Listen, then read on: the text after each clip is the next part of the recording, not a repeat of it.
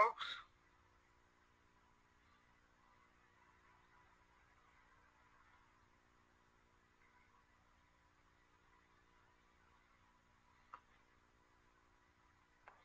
Hey Val, how you doing? Good, thanks, Rick. How are you? I'm just fine, thank you. Good, you're looking well. Thank you. Yourself as well. Good. It's all that good living, you know? There you go. Good, clean living. Well, I don't know about clean, but it's good living. Well, so long as you're vertical, that's the main thing. There you go.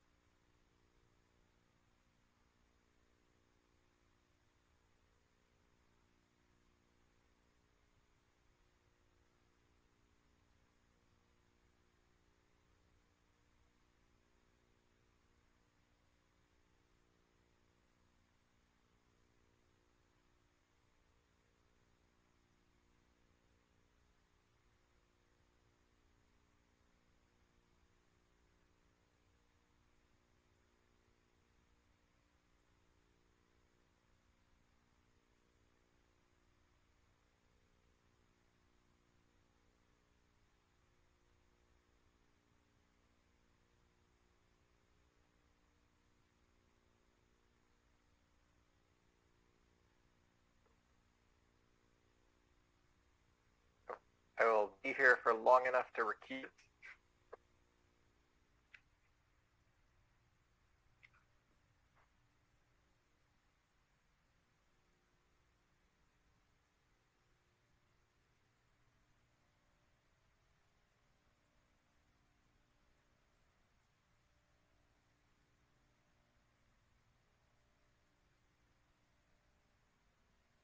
Hey Val, when this begins, would you be so kind as to lead us in the pledge this evening?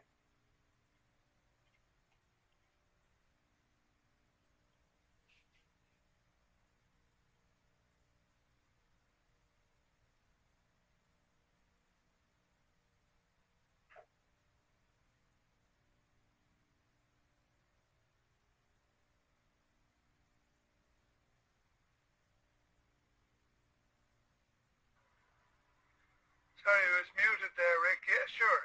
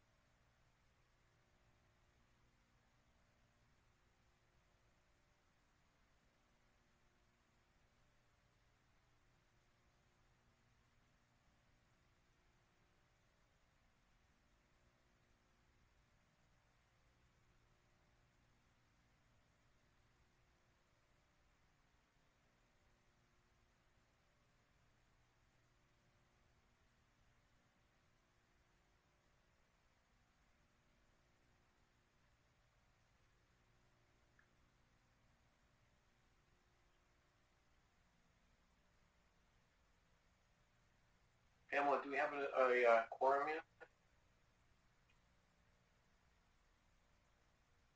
Or Madeline, do we have a quorum?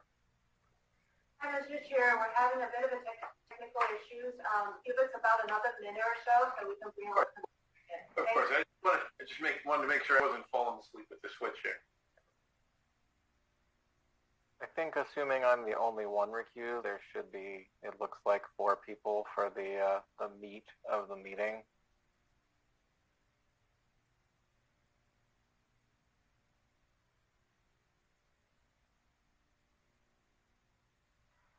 I have to recuse myself as well, so There are a few more commissioners that I need to bring into the room.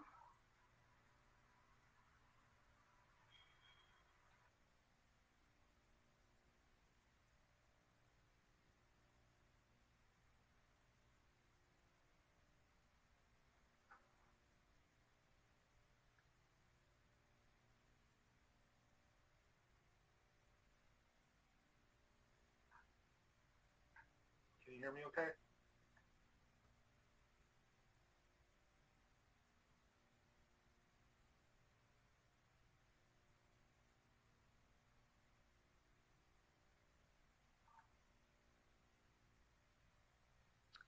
This is Kelly. I'm just going to let you know I can't seem to get my video on, so I'm going to log out and log back in.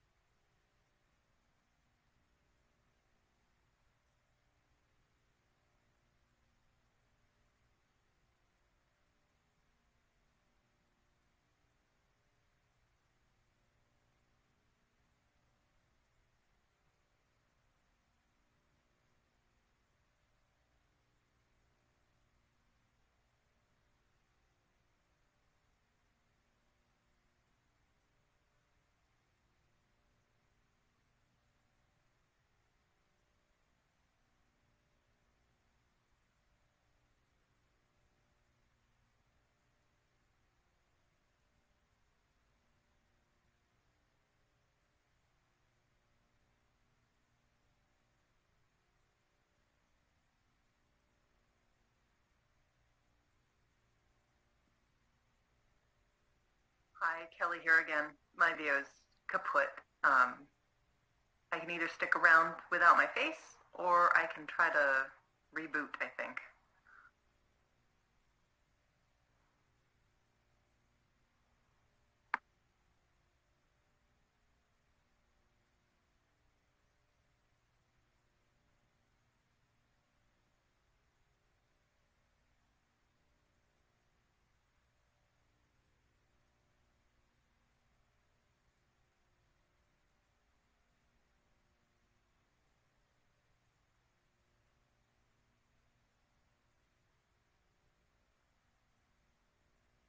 Mr. Chair, we'll go ahead and get started and wait for Commissioner Lethen to reboot.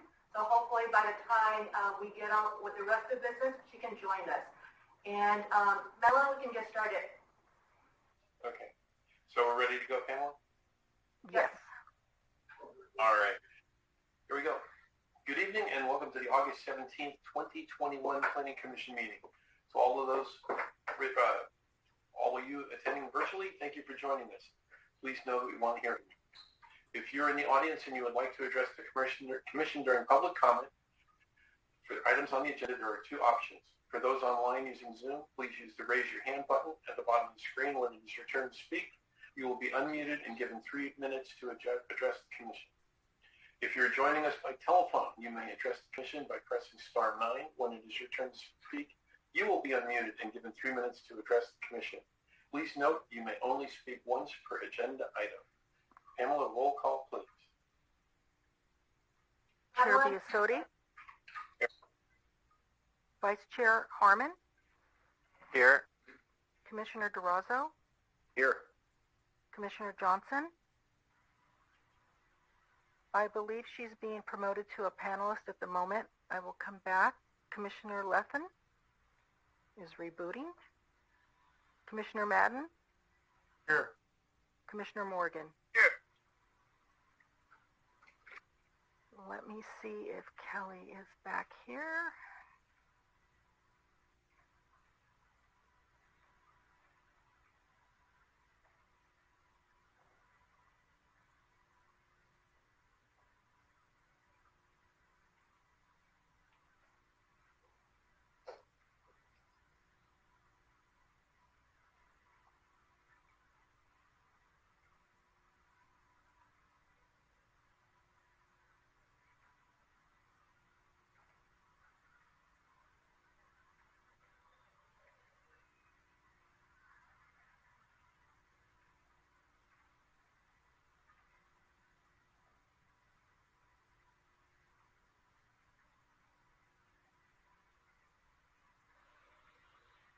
Commissioner Johnson is now in the room. Commissioner Johnson? Finally. Thanks. I had some challenges there for a while. Hey, Mary, we're doing roll call, so you want to say hi? You're here? Here. Okay. And has Kelly joined us yet? Kelly has not.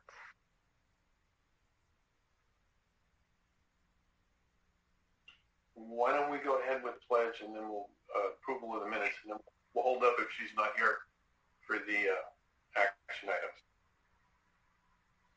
Great.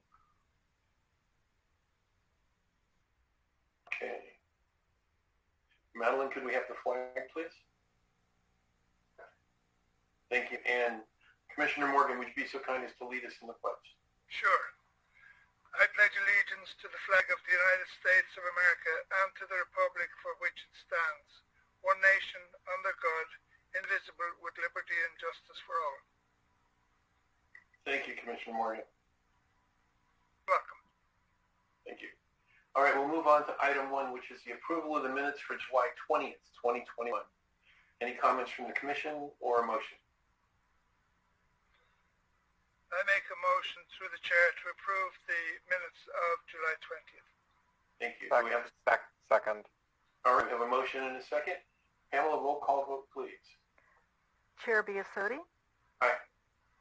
Vice Chair Harmon? Aye. Commissioner DeRosso? Aye. Commissioner Johnson? Aye. Commissioner Lethen? Commissioner Madden? Aye. Commissioner Morgan? Aye. Motion passes. Thank you. All right, we'll move on to item 2, which is public comments for items not on the agenda. For Zoom users, please raise your hand button, and for those on the phone, please star 9 if you'd like to address the commission for items that are not on the agenda this evening. And Madeline, do we have anyone looking for us?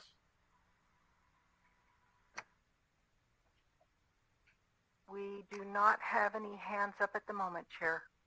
Okay. Then we'll move to conflicts of interest. Item 3. Commissioner Harmon? I am conflicted out of the entire Bay Hill planning process due to being married to a employee of the Alphabet Corporation. So I will be absent for both 4A and 4B, I believe. Very good. The same here. I'd be absent on account of it's within the 1,000-foot limit. Thank you, both of you commissioners. All right, at this point, we'll hold for just a second and give Kelly a chance to join us. Madeline, any sign of Kelly yet? Kelly's here. Oh, she's popped back into the room. Kelly's I'm there. here. Yes, I'm here. I had to reboot everything, and There you go. I can see me. Hi, Kelly. Hi. All right. So with that, we'll move. I'm sorry, Mr. Chair Biasotti, I apologize, but the 2 conflicted commissioners need to leave the meeting by turning off their audio and video and disconnecting from the meeting. Or as Pam would say. Yeah, they can become attendees if they wish. Very good.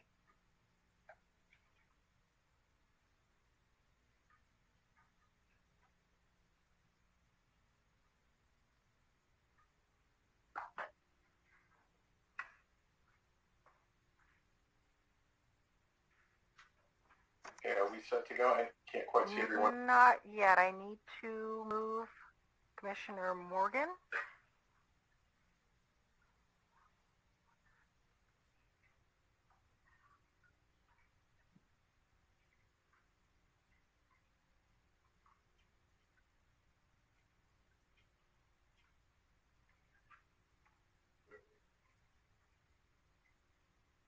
Madeline, I think you lost Mary Lou, Commissioner Johnson. We need to bring her back. There we go. Oh, no, she's there. Okay, Chair, I believe we are ready to go. Okay.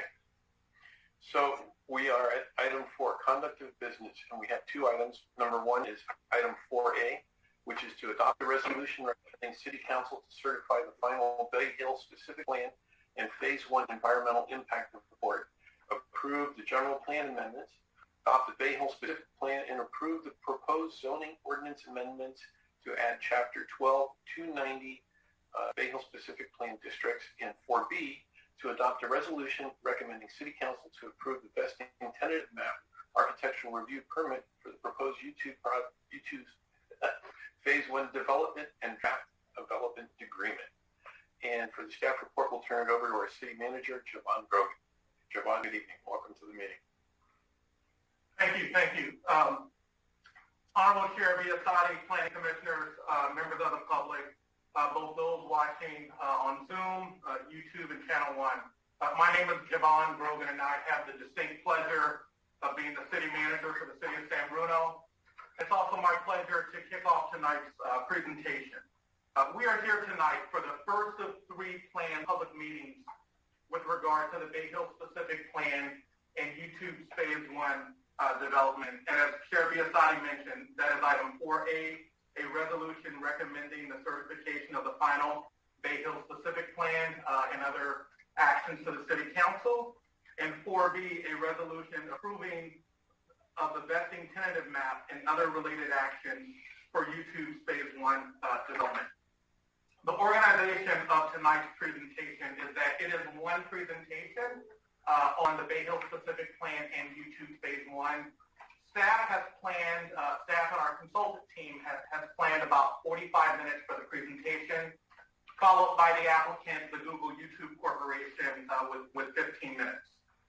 And so with that, why don't I take us through our agenda for tonight before turning over the presentation to our Community and Economic Development Director.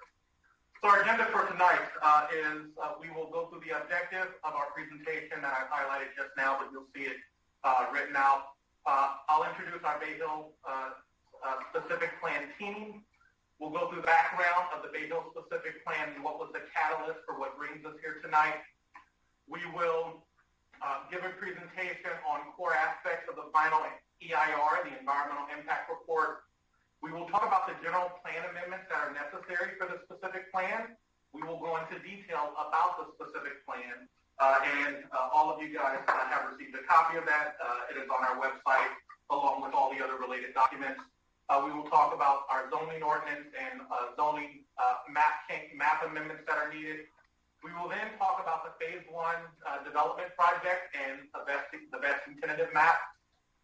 Next, number 9, we will talk about the development agreement. It's important to note that that development agreement covers Phase 1 as well as the other 4 phases to Phase 5 for YouTube's planned campus expansion.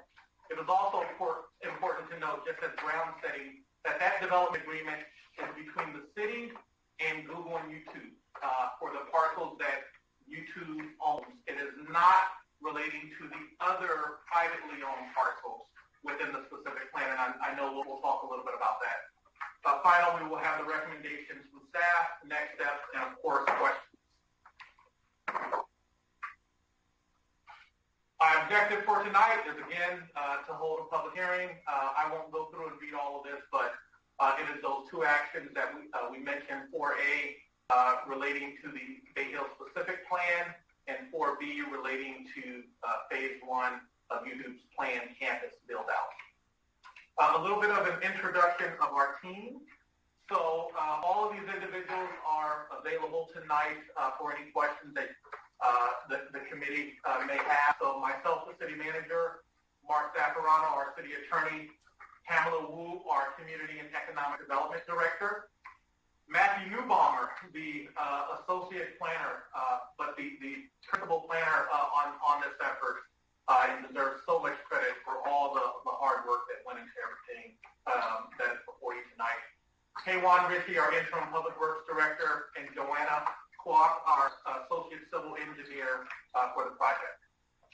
Next, we have a subset, mind you, a subset of the larger consultant team that worked 4+ years on this project to bring it before you tonight. So there's Ed Schaefer from Burke, William, and Sorensen. He is a expert legal consultant that advised on the development agreement as well as other components of the specific plan. Heidi Mickelson, our environmental impact consultant from ICF. Elaine Costello from Management Partners, who served in a co-project management role alongside Dan Marks from Management Partners. We have Patrick O'Keefe, also from Management Partners, that supported our development agreement negotiations and came on later on in the project. He is here tonight as well as a resource to the commission. Taylor McAdam from Fair and Peers, our transportation consultant, should you have any transportation-related questions that staff cannot answer. And Terry Bottomley from Bottomley Design and Planning, our urban design consultant. And lastly, Jason Moody from EPS, Economic Planning Systems, our economic consultant on the project. So with that, I may proffer some additional comments as needed through the night, but I'd like to turn it over to our esteemed Community and Economic Development Director, Pamela Wu, who will go through the bulk of the presentation. Thank you, City Manager Rogan. Good evening, Commissioners. I have the pleasure to present to you, as Jamal mentioned, this is really a true testament of a team effort. We wouldn't be here unless this is a true team effort. So I wanted to kind of let you know that I will be going through the majority of the presentations tonight with the assistance of others. And as Jamal mentioned, they're all available in the room for any questions that you may have later on. So let's start the presentation tonight. We'll start with the background. How do we get to where we are today? Back in May of 2017, YouTube approached the city in proposing to build additional office buildings in the Bay Hill Office Center, which necessitated a need to provide a comprehensive guidance for the entire 92 acres of land for Google YouTube's their growth in the next 20 years. As the planned area sits in the center of several major transportation hubs adjacent to BART Station, Caltrans, Interstate 280, 380, major roadways such as San Bruno, El Camino, this specific plan will provide a regulatory framework for properties within the 92 acres. As I mentioned previously, the planned area is bounded by such big boundaries that close about 92 acres. You're familiar with the aerial photo that shows to the west, looking from El Camino with this gentle slope going upwards toward the mountains. And the Bay Hill specific plan will also provide guidance for future development. And since the Bay Hill Office Center has been an employment hub for the city since the 1970s, this really is a way for the city to modernize the next 20 years. Through the specific plan, this will allow a total of 2.46 million square feet of new additional regional office development. Will also maintain the Bay Hill Shopping Center and accommodate additional new expanded hotel uses. The overlay would also allow approximately 573 multi-family housing, in addition to establishing design standards that will shape and enhance public realm and also provide for transportation and infrastructure improvement. Part of the specific plan effort we'll talk about later also includes general plan amendment, creating a new zoning district to provide that consistency. This is a snapshot of how we get to where we are today. As I mentioned, this effort started in May into 2017, and you'll remember in between summer of 2017 to 2018, there were a number of public meetings, workshops, visioning statements. It really took a lot of the community's input and with council's direction to get to where we are today. In October of 2018, council held the first City Council and Planning Commission joint study session where there were a number of alternatives presented in the EIR. And then in December of 2018, council also selected the specific plan preferred alternative for staff to look further into. In July of 2019, and then fast forward, COVID hit us, but we did not stop the work. If you remember in July of 2020, City Council considered a formulaic community benefit approach to be implemented in the specific plan. Fast forward to this year, earlier this year in January, city staff released both the draft specific plan and the draft EIR, where the Planning Commission took public comments in February, where there were 11 written comments in addition to 6 verbal comments that were presented that took us to the final preparation of the final EIR. Subsequently, the project went to ALUC for review, and you'll remember just several weeks ago, we launched a virtual education room. We are where we are today, August, and the next step after us will be for City Council final adoption.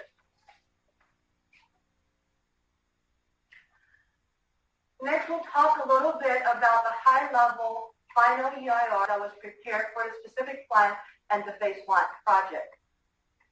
The final EIR the final EIR includes the draft EIR and also all the comments that were accepted and responded to. The draft EIR was publicly released in January for 45 days, complying with the state guidance, and also provides a program-level analysis for the Bay Hill specific plan in addition to the project-level analysis of Phase 1. What does that really mean? That means for the overall 92 acres, we've looked at a conceptual program-level evaluation. But concurrent with that project was the Phase 1 development, where more detailed analysis were conducted, where mitigations were addressed to bring the significant impact down to less significant impact level. The final EIR also evaluates the maximum office scenario versus the maximum housing scenario, where it provides analysis if there's no housing provided on site. The specific plan can yield approximately 4 million square feet of a new office, where if housing was provided, you're looking at about 3.5 million. Without any changes to the existing retail spaces or hotel uses. The difference, of course, will be additional 573 multifamily housing if the housing scenario is selected. In the final EIR, there are also alternatives that talks about the no project. That's basically you do nothing, as is, no development alternative, and also the residential alternative, which is also equivalent to what we call an environmental superior alternative. Again, these are alternatives that council has weighed in to be included in the final EIR. And lastly, there was an increased height alternative. In the city of San Bruno, there is Ordinance 1284, which governs the overall height and also number of stories for any development. In the scenario that was studied in the EIR, if the height was to increase, that will require a voter initiative and approval, which will yield additional square footage. Without going into too much technical terms, I'm going to turn it over to the ICF consultant, Heidi Mackelson, to go over the rest of the EIR slides. Great. Thank you, Pamela. Can everyone hear me? Yes. Wonderful. Good evening, Chair Biasotti and Commissioners. As Pamela mentioned, my name is Heidi Mackelson. I'm the EIR consultant with ICF. In the next couple of slides, I'll be presenting you with a brief summary of the impact conclusions in the EIR analysis, the comments received on the draft EIR, and the contents of the final EIR. Starting here with the impact conclusions in the EIR analysis, I'll provide just a brief overview of kind of what the levels of impact are under CEQA. There's 4 levels of environmental impact established under CEQA. Level 1 is no impact, where there would be no impact on the environment. Level 2 is less than significant, where an impact would occur, but it would not exceed what CEQA refers to as the threshold of significance. Level 3 is less than significant with mitigation, which is where a significant impact is identified, but it's mitigated to a less than significant level with mitigation measures that are included in the EIR. And level 4 is significant and unavoidable. This is a term that is established by CEQA, and it refers to a significant impact that remains significant even after the application of mitigation measures. So when an agency decides whether to certify an EIR and approve a project, they generally focus on the level 3 and the level 4 impacts, which we've summarized for you here. So starting with level 3, as you can see in the case of the specific plan and the phase 1 development, several impacts were determined to be less than significant with mitigation, and these include impacts on air quality, energy, greenhouse gas emissions, hydrology and water quality, and noise. Other impacts that were found to be less than significant with mitigation that are not listed here include utilities and service systems, and in the case of the phase 1 development, transportation. Next slide, please. Impacts that were determined to be significant and unavoidable are shown here. These include air quality impacts that are specific to what we refer to as criteria air pollutants and toxic air contaminants. Just to provide a bit of background for folks on these terms, criteria air pollutants are 6 common air pollutants that are regulated under the Clean Air Act. And toxic air contaminants are localized pollutants. They're not regulated in the same way as criteria air pollutants, but they can cause health effects on sensitive receptors. An example is diesel particulate matter. It's important to note that the EIR does include mitigation measures that could mitigate these impacts to a less than significant level. These include measures that would require developers to pay offset fees for criteria air pollutant emissions that exceed emission standards, and a measure that requires the preparation of project-specific health risk assessments for projects that would emit toxic air contaminants within 1,000 feet of sensitive receptors. If these mitigation measures are successfully implemented by future projects, these impacts could be reduced to a less than significant level. But because we don't know at this time and with certainty whether offset programs would be available in the future and whether health risk assessments would be able to fully mitigate the impacts of any individual project, the EIR conservatively concludes that these impacts would remain significant and unavoidable. The EIR, with regard to the last bullet here, the EIR also concludes that transportation impacts associated with vehicle miles traveled would be significant and unavoidable for the specific plan, and this is even with implementation of a mitigation measure that requires tenants to implement transportation demand management programs, or TDM. Essentially, in order to have a less than significant VMT impact, a TDM program would need to achieve a 43% drive-alone rate. And while this could be possible for some tenants, including YouTube, which does have a very robust TDM program, the EIR recognizes that not all tenants would be able to achieve this level of trip reduction, hence the significant and unavoidable conclusion for the specific plan. There were no significant and unavoidable impacts identified for the phase 1 development, which means that all impacts would be less than significant or less than significant with mitigation. And the last bullet here notes that when an agency approves a project that would result in significant and unavoidable impacts, CEQA does require that agency to adopt what is called a statement of overriding considerations. The draft SOC is included in your agenda package, and it describes the reasons for approving the project despite its significant environmental effects. These can generally include economic and policy considerations such as job creation and housing development. Next slide, please. Moving on to the contents of the final EIR. The final EIR includes responses to the comments that were received on the draft EIR. The city received a total of 11 comment letters on the draft EIR. These include 4 comment letters from public agencies, including the Bay Area Air Quality Management District, Caltrans District 4, the SFO, and the San Francisco PUC, Public Utilities Commission. We also received comment letters from 2 organizations, including the Sierra Club and YouTube. YouTube submitted 3 separate comment letters and YouTube's comments comprised the majority of the comments received on the draft EIR. We also received comments either in writing or verbally at the February 16th Planning Commission hearing from 9 individuals. The final EIR includes written responses to all of these comments in Chapter 3 of the final EIR. Revisions were also made to the draft EIR in response to the comments or as staff-initiated changes. Those are all included in Chapter 4 of the final EIR. All of the revisions that were made to the draft EIR clarified or amplified the draft EIR analysis, and the revisions did not change the conclusions of the draft EIR and do not require recirculation under CEQA. I'll also note here that the final EIR also includes as an appendix an addendum to the water supply assessment that was prepared for the project and included in the draft EIR. We didn't receive any comments on the draft EIR's water supply analysis, but the water supply assessment addendum was prepared at the request of city staff in recognition of the fact that the statewide water landscape, as I'm sure we all well know, has changed quite notably since the original water supply assessment was prepared for the project in 2019.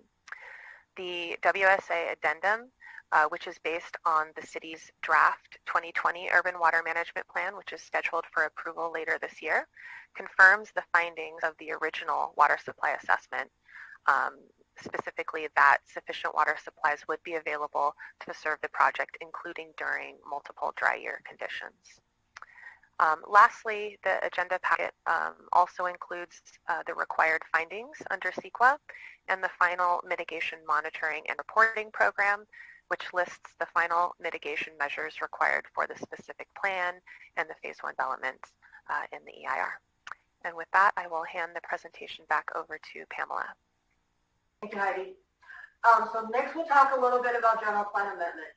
You may wonder why we're amending our general plan if the specific plan is not consistent with it. I should remind you that our general plan was last updated in 2009. As I mentioned earlier, this effort to do a comprehensive guidance for the future development of the Bay Hill specific plan area came in 2017. In the planning world, we want to provide consistency from the guiding document, which is the general plan, to the specific plan and the zoning ordinance.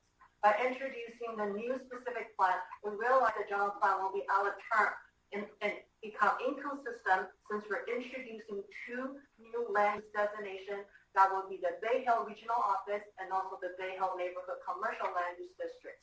And also there will be allowing housing in the housing residential overlay, as this was not previously stated in the general plan.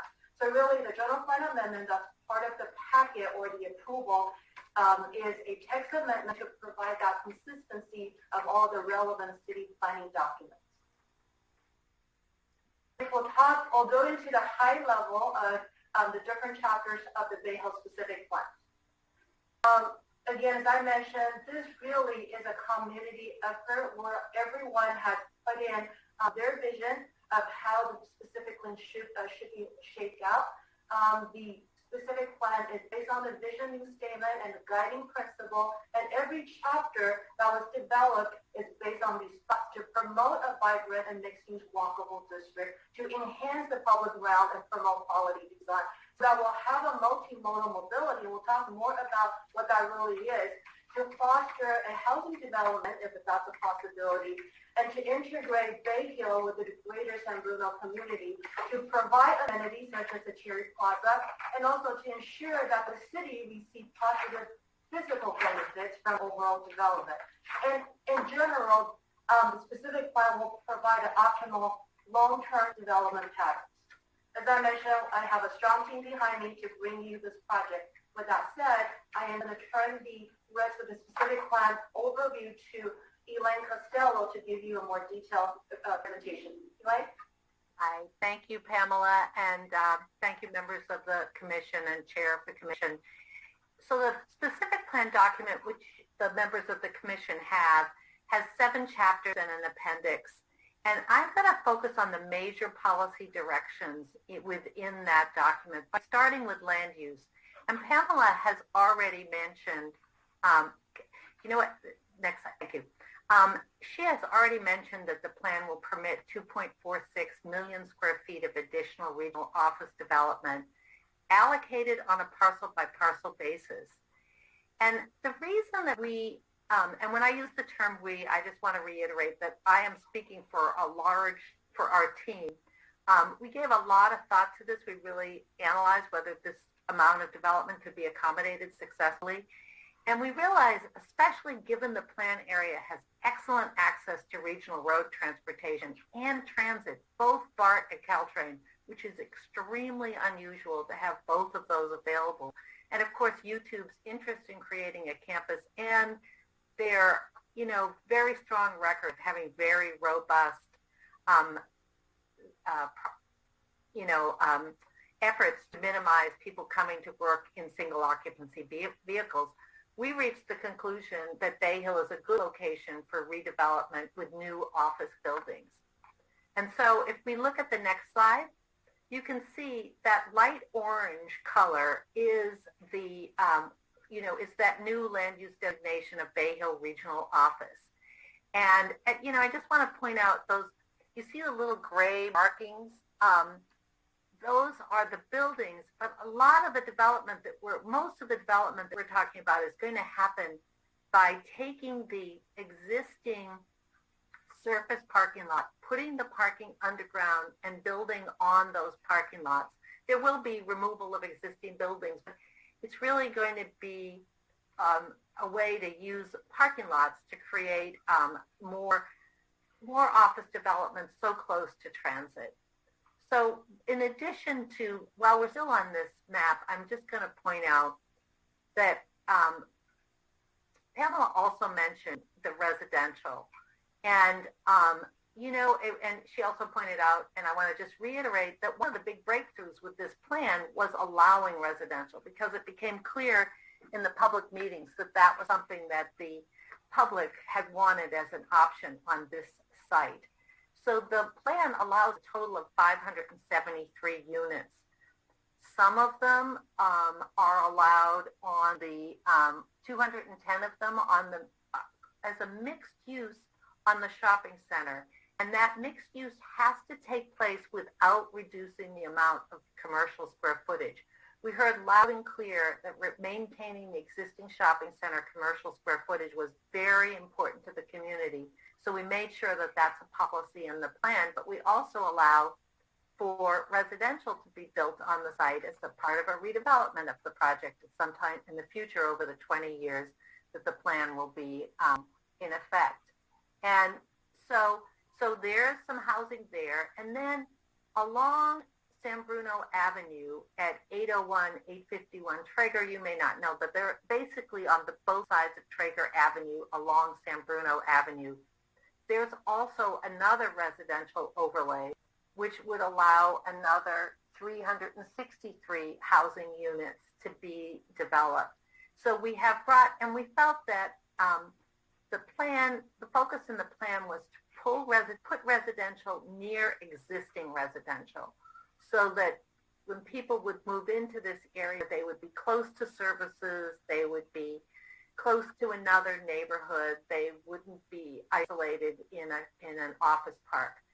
So then that was our approach. The other thing that we felt was really important was to keep the existing, as you know, there is a hotel on this site close to the El Camino, and we keep that as a permitted use, but we also allow additional hotels. And in fact, we built some flexibility into the plan. 20 years is a long time.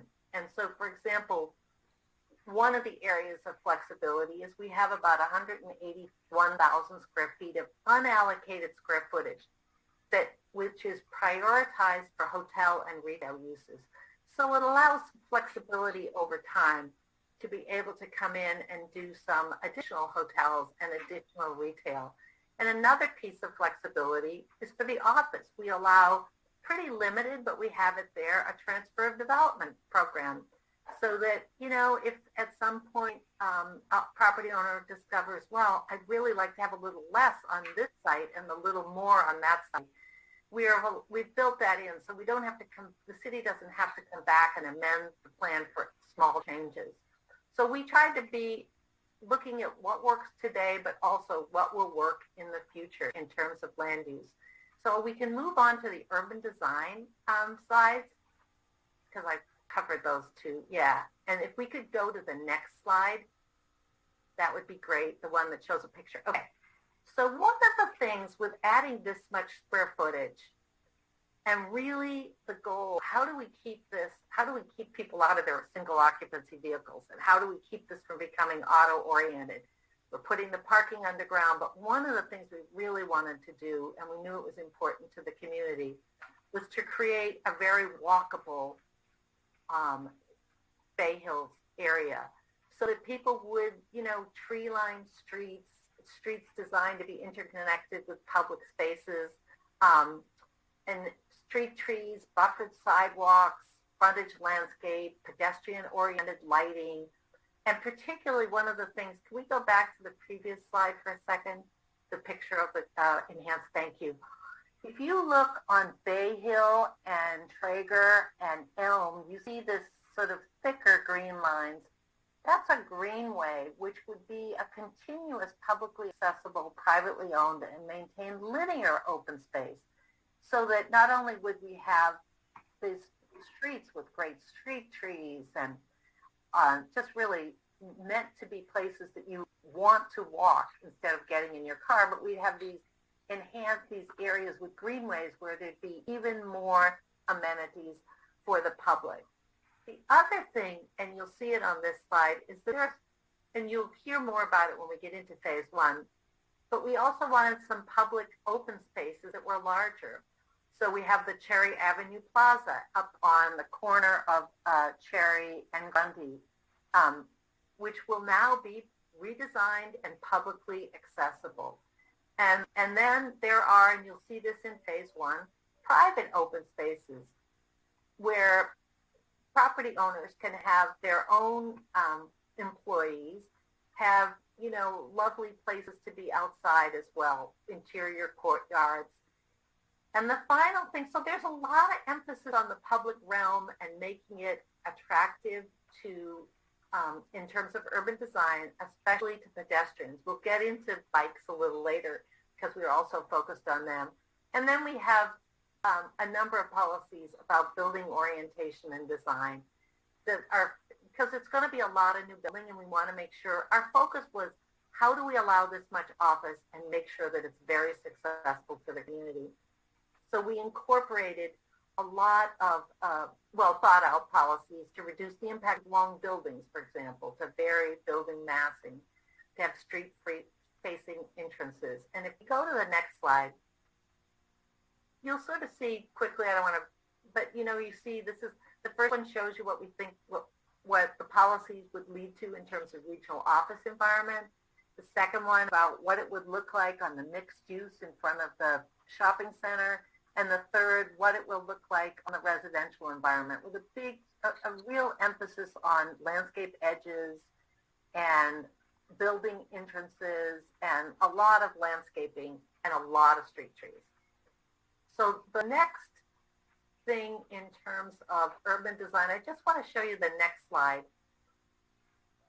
Because again, it shows you how different the streets will look as they're built out. They'll be, for a typical frontage, which is, we'll have a 30-foot average, city will have a 30-foot average setback.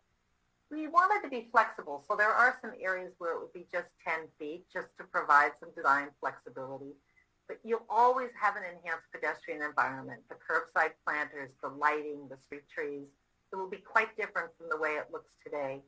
And then on those streets that we talked about earlier with greenways, we have 30 to 60-foot expanded open space areas with enhanced landscaping and pedestrian amenities.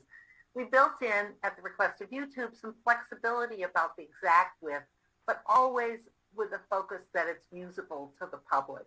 So we think those will help meet the goals and meet the objectives that were set up by the community, and particularly encourage walking and discourage use of single occupancy vehicles. So our next slide is the access chapter. And in this, we really get further into the idea of how do we, how do we encourage bicycles and bicycle and pedestrian, but also how do we make sure that the movement of traffic, of cars, there will still be cars, and how do we make sure that that movement moves, the cars move smoothly, that everyone, pedestrian, bicyclist, and automobile is safe and comfortable. So there are a number of, this shows kind of it's a little harder. I'm just kind of showing you this is kind of the big picture of where we're making enhancements. We're adding bicycle facilities, enhanced bicycle facilities on basically all the roads, enhanced pedestrian crossings and sidewalks so it's safer and more comfortable to walk, but also level of the service improvements. You can see we're signalized intersections like Traeger Avenue, and we're adding turn pockets. The plan goes into this in detail, but I want to give you that big picture that we're trying to address a really different ways that people can travel, but encouraging alternatives to the car, but also recognizing that we will have the auto and that we want to make sure that the cars move smoothly. And so the next slide is, okay, so one of the things that YouTube has been very successful at their bus shuttle program. So we did incorporate in the plan a new multimodal facility between Bay Hill and Grundy that will accommodate the YouTube buses and keep them off city streets. They won't be minimize the amount of loading and unloading on city streets. And so we also, in terms of parking, as I said, we have this kind of goal of getting into other kind of modes of travel, but we know, but mostly we don't want people parking in neighborhoods. So we have added, if we go to the slide on access, just a couple more down, yeah, they're right there. We ensure consistency with the city loading and parking standards for both vehicular and bicycle parking. And the next slide is, okay, so one of the other things, it's all great to do, we thought, given a lot of careful thought to all the things to the carrots to encourage people to use alternatives to the car, but we are also using some regulations to really require the alternatives to the single occupancy vehicle. And I'm not going to, Pamela had mentioned that, so we're going to have a transportation demand management program that's a requirement. It's a state law requirement, and it's a key objective to reduce vehicle usage. And the primary goal is to shift drive-alone vehicles to other modes, carpools, shuttles, transit, bicycles, walking. So as a result, each property owner will be required to implement measures that get to the equivalent of less than 43% of new trips occurring by single occupancy vehicles. And that whole program will be carefully monitored, and if property owners don't meet it, they will be required to make mitigation payments. So this is a combination of trying to create a physical environment that encourages bicycling, walking, and discourages single occupancy vehicle, but make sure those cars flow smoothly, but also sort of says we need to really make this happen because it's important to the community to not have a lot more cars on the roads.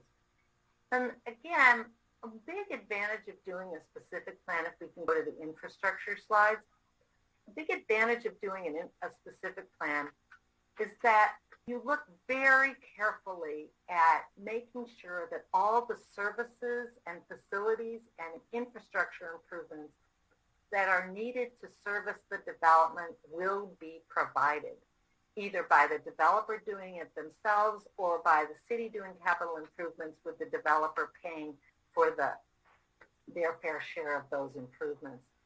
And this was something that was worked on very carefully by a very large team. If we can go to the next slide. We spent a lot of time looking extremely carefully at water supply, wastewater improvements, Stormwater, for example, in this plan under stormwater, we have a requirement that projects demonstrate no net increase in stormwater discharge to the public system. So we have a pretty rigorous approach to infrastructure. Dry utilities, parks and recreation, publicly accessible, privately owned open space, police protection, fire protection, libraries, schools. We looked at all of these and made sure that they will be adequate for the project and the build out that's allowed in the specific plan area, and that if there are enhancements that need to be made, they are made either by the private developer or the private developer pays their fair share of that. And I'll get into a little bit more in implementation of how that will be paid for. In environmental quality, Heidi Mickelson has already talked about, we had an EIR, very careful EIR done, and we took a number of the policies of that EIR and actually put them in the plan, and they're shown with a little asterisk in the plan. And they cover things like noise, hazardous materials, air quality, greenhouse gases, archaeology, geology. I'm not going to go through each of them, but what I want to sort of give us an overview is how carefully this team worked to make sure that the environmental quality, Bay Hill's environmental quality, will be enhanced through this new development. And then, okay, so one of the really important things in a specific plan, which is really unique to this type of plan, is the focus on implementation. Making sure, as I said earlier, that necessary public infrastructure, amenities, and services are provided as new development occurs over time, and the development pays the full cost of the improvements and services that they require and will be using. So, for example, if we can go to the next slide.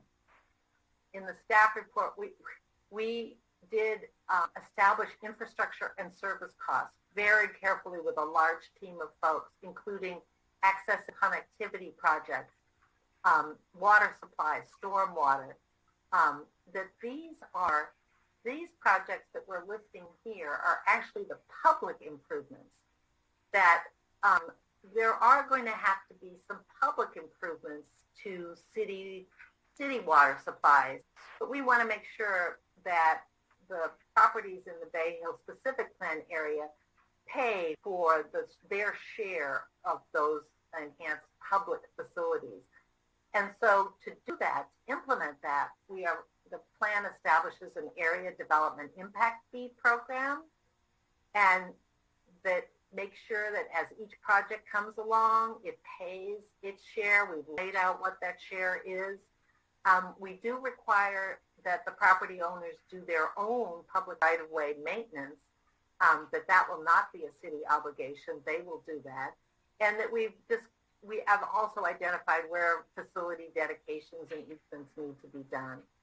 The next slide talks about something that's really unusual in a specific plan and very beneficial, we think. And last July, it was July of 2020, the council approved the incorporation in the specific plan of a community benefit program. And that community benefit program, everything I've been talking about right up until now and that our whole team has been working on, are services and facilities that will be needed by the development in the plan. The community benefit program is different. It says this project will have large impacts on the rest of the community. We want to make sure it has a large benefit on the rest of the community, and it creates funds that can be used to provide community benefits outside of what's needed just to serve the project. Very different. So each office use will pay $35 per square foot of gross building space above what's allowed by the current zoning. And in this project, that is about 1.9 million square feet of development that will be paying this $35 per square foot, which is a total of about $67 million that will be coming in over time to benefit for the community to use for community-wide benefits. There are some exemptions that for small projects and for affordable housing, and the cost for housing is less, and offices. Retail and hotels don't pay into this community benefit program because they have other community benefits. And the developer does receive credit for the payments toward cost of preparing a specific plan in EIR because there are great community benefits to having approached the way to regulate development in the Bay Hill specific plan through a specific plan, in the Bay Hill specific plan area through a specific plan. And the whole team that worked on each of these chapters is here. Representatives are here tonight. So when we get to the question and answer period, you can ask more questions about this. But with that, I'm going to turn it back to Pamela. Thank you, Elaine. So next we'll talk a little bit about zoning ordinance. With 11 chapters that are laid out in the Bay Hill specific plan. There's not one chapter in the current zoning code where it encapsulates all of the development standards, the regulations, the regulatory framework for this 90 acres of the planned area. So what we did is staff proposed to amend and add a new chapter to our zoning ordinance. It will be 12.290 called the Bay Hill Specific Plan District. So that will ensure that the Bay Hill Specific Plan is developed in a comprehensive planned manner and also is compatible with the adjacent uses. The Bay Hill Specific Plan, if you will, is looking at a more conceptual, programmatic approach where the zoning district will really dial that and translate into development standards, setbacks, heights, regulations, parking, and whatnot. We also introduced 4 zoning districts of the Bay Hill Regional Office, BRO, Bay Hill Neighborhood Commercial, BNC, in addition to 2 residential overlay, the BR, Bay Hill Residential, and also Bay Hill Mixed Use. Also, the part of the specific plan zoning ordinance addresses the allocation of new development and transfer of development. If you drive by the 92 acres right now, there's a lot of existing buildings. So how do we credit those existing square footage to the new development addressed under the allocation section? And also, as I mentioned, we have specific standards that talks about setback, high lot coverage, minimal setback, landscaping, if you will. And this really is to provide an overall comprehensive regulation that creates a cohesive design for the entire 92 acres. As I mentioned earlier, maybe I haven't, but YouTube owns the majority of the 92 acres, but not everyone is part of, not every property. So by having the zoning standard in place, this will ensure future developers or other property owners to also adhere to these guidelines. What's unusual about the process that City team undertook is that concurrently with the preparation of a specific plan, the YouTube team has been working on what we call the Phase 1 development. So the Phase 1 development is really to realize the guidelines and the standards that's been discussed and prepared in the Bay Hill specific plan, translate that to the real action, to a construction project. So the Phase 1 development, we call it, will include 2 3-story office buildings totaling about 440,000 square feet of new office and 3 levels of subterranean parking.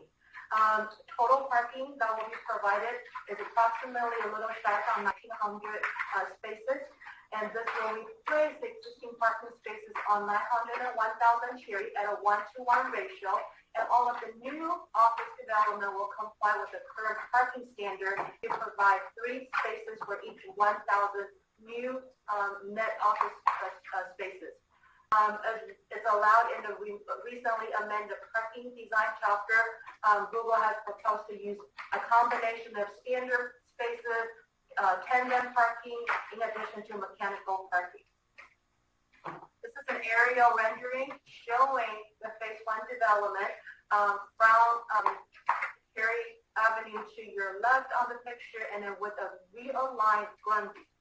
So what I also want to talk about is Phase 1 is not just about building 2 big offices. We're also talking about realigning the Grundy Road so it's being straightened. And we're also talking about creating this multi-modal that Elaine and also Heidi talked about, to have a hub for all of the Google buses and other modes of transportation to come in. So as part of phase 1 project, this multi-modal hub will also be improved. In addition to a publicly accessible but privately owned space called the Cherry Plaza at the northeastern corner of Cherry Avenue and Grundy. So this will provide additional public ground space for the neighborhood to enjoy. And in order to have all of these realized, unfortunately, the buildings, the Lake Building, 1150 and 1250 Bay Hill, they will be coming down, demolished for temporary parking. So the renderings, again, is kind of a artist rendering to show what Cherry Plaza may look like once it's built. Again, a rendering looking down on a realigned Grundy Lane with both buildings on your right and left. As Google has envisioned, there's a lot of greenery, a lot of landscaping, and a lot of people walking, different modes of transportation, bikes and vehicles, all happening at the same time. Part of the Bay Hill specific plan policy addresses street trees and median trees. As we are working with the YouTube team, we're reviewing the Bay Hill specific phase 1 project and realize that there are street trees that are not quite planted in accordance to the specific plan policy and urban design guidelines. So through tonight's recommendation, not only staff is asking the Planning Commission to adopt resolution to approve the project, we're also asking the Planning Commission to approve the condition that has been included in the resolution to add street trees so they are 20 feet on center. So right now, there's some areas that have been proposed in the specific, in the phase 1 plan that does not have that exact street planting. So again, as we recommend, that's also one of the conditions that's included in the resolution. Part of the phase 1 effort to realign Grundy Lane, YouTube has also proposed to do a vesting tentative. In addition to realigning Grundy Lane, this will also readjust the boundaries affecting only the Google-owned properties and without creating additional properties. So essentially, they're realigning, readjusting boundaries so that there's more room to provide additional setbacks and parking, if you will. And also, in addition to that, they will be abandoning a portion on the Elm Avenue because of the multimodal hub that's going in. In your packet, many of the links is the vesting tentative map. If you're an engineer, architect by trade, you'll be fascinated with the amount of information that's being shown on the tentative map. So this is a current configuration of the plant area. You'll see Grundy Lane is kind of in the weedy section. So the intent is through the vesting tentative map by recordation of a final map of Grundy Lane, will be the wiggly roadway onto the top of the picture will be realigned and straightened. We talked a little bit about development agreement, and City Manager Grogan also mentioned that this is an agreement between the city and Google YouTube. This is a voluntary gesture between the developer and the city. And why do you do that? The purpose is to secure these rights within a specific time frame that's documented development agreement so that all of the regulatory guidance, as mentioned, are locked in. So this is an exhibit that's part of the development agreement document that talks about the phases, if you will, the lots of how Google envisions to complete their overall growth in the next 20 years. So if you look at on the map, Lot 1N and Lot 1S is what we typically refer to as phase 1 development. Together and follow that by Lot 2, which is immediately to the east of Lot 1S. And then to the south of Lot 2 is another bigger property of Lot 3 with Lot 4 bordering Highway 380 to the north of the picture, and the remaining 3 individuals that are Lot 5N, 5E, and 5S's. This development agreement covers what we call all 5 phases and also 5 lots. The term will carry an initial 15 years if Google can provide initial payment of $56.2 million. That will be all of the impact fee, community benefits, area impact fee for phase 1 with the prepayment option of phase 2 at the time of the first building permit. Within 15 years, if Google is able to finish the construction for phase 1 through 3, the development agreement allows for an automatic extension of 5 additional years to carry the entire development agreement to a total of 20 years. So again, why do you do a DA? This is a way for the developer to lock in and also have their development rights vested per the specific plan, the zoning, the tentative plan, the architectural review. And also it gives the developer a protection of what if the local regulations change after you get your initial entitlement. This will be protected from future changes of the local regulation. And then the project will also not be subject to any sort of moratorium, referendum during the development agreement term. So in return, that's where the community benefit, development agreement, in terms of financial benefit that the city will receive. So the fees that we talked about includes community benefit, citywide development impact fee, that's per the city development impact fee ordinance, an area development impact fee that is specific to this area, and then the fees are also subject to annual inflation increase. And also the developer may choose to prepay all of the phases at one time or at the time when the construction comes in. As Elaine mentioned earlier, it was documented in the specific plan implementation chapter that the developer will receive approximately 75% of the overall cost for this project for the preparation of for the general plan and amendment, and that has also been memorialized in the development agreement. There are other areas of the development agreement. Again, it's a big document that's been included in your staff report. If you have any other questions, we also have the legal consultant who can answer any more questions that you may have. That brings us to the recommendation for tonight's action. As we mentioned earlier, you have 2 items before you where the staff recommends you to take 2 separate actions to adopt a resolution. For item 4A, we're recommending you to adopt a resolution to recommend approval to City Council, certifying the final EIR, approving the amendment to general plan, adopt the Bay Hill specific plan, adopt the zoning ordinance and the zoning map amendment to Act Chapter 12.290, and also to adopt a resolution for item 4B to recommend to City Council to approve a vesting tentative map, an architectural review for the Phase 1 development with the condition adding additional street trees, and also to add the development agreement. One amendment to our recommendation is that we just realized that in the conditions of approval, Exhibit A to the resolution for Phase 1 development, staff has made a reference to a high-low street tree installation, which we recommend that to be deleted since there has been more communication between the city team and the Bay Hill team since the preparation of staff report. Lastly, I would like to point out that since the preparation of staff reports today, I have received 3 letters in support of the project. The first letter was received from Leslie Padamia, part of the San Bruno Community Foundation, in full support. I have forwarded the letter to the Planning Commission. If you like, I'll be more than happy to read it. Let me know. And also a second letter from the Regency Center representing the Bay Hill Shopping Center, also in full support of the Bay Hill specific plan. And also encourage the Planning Commission to recommend Council to adopt a specific plan and certify the EIR.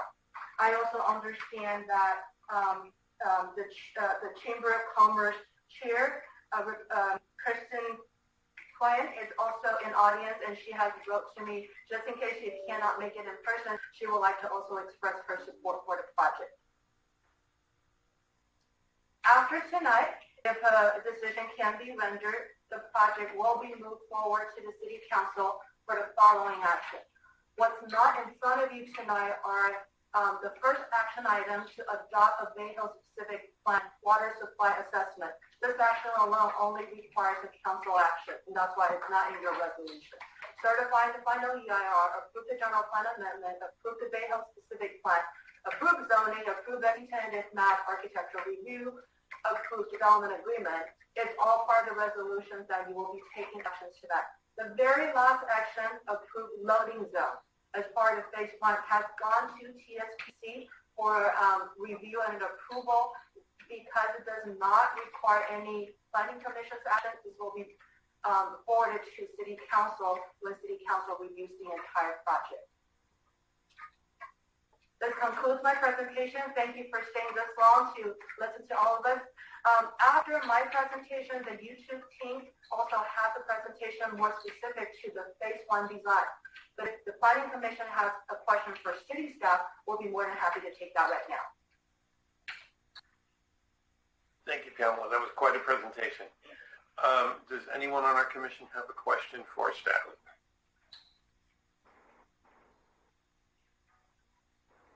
Anyone? Okie doke. Why don't we... I have a question. No. Oh, please go ahead. I wanted to see if city staff can give me clarity or an articulation regarding the community benefits. What are those tangible benefits, or what would they be? I know it could be up to, it was $35 per square foot, total of possibly $67 million. I know that the community letter from the Community Foundation had echoed some of the community benefit. I don't know if they're the same thing, but I'm wondering if I can get just more clarity and more context of what those benefits are and will be. Sure. Thank you, Commissioner Marco Durazo. Javon, Brogan City Manager, why don't I take the first piece of that? Let me begin by saying you mentioned community benefits and reference the dollar amount. I'll go there, but let me just step a little bit on the balcony to articulate overall community benefits that is not, let's say, the negotiated community benefit formula. It's important to note that the structure of what we're talking about, the Bay Hill specific plan, while it began with a request from YouTube, the specific plan is very much a city document.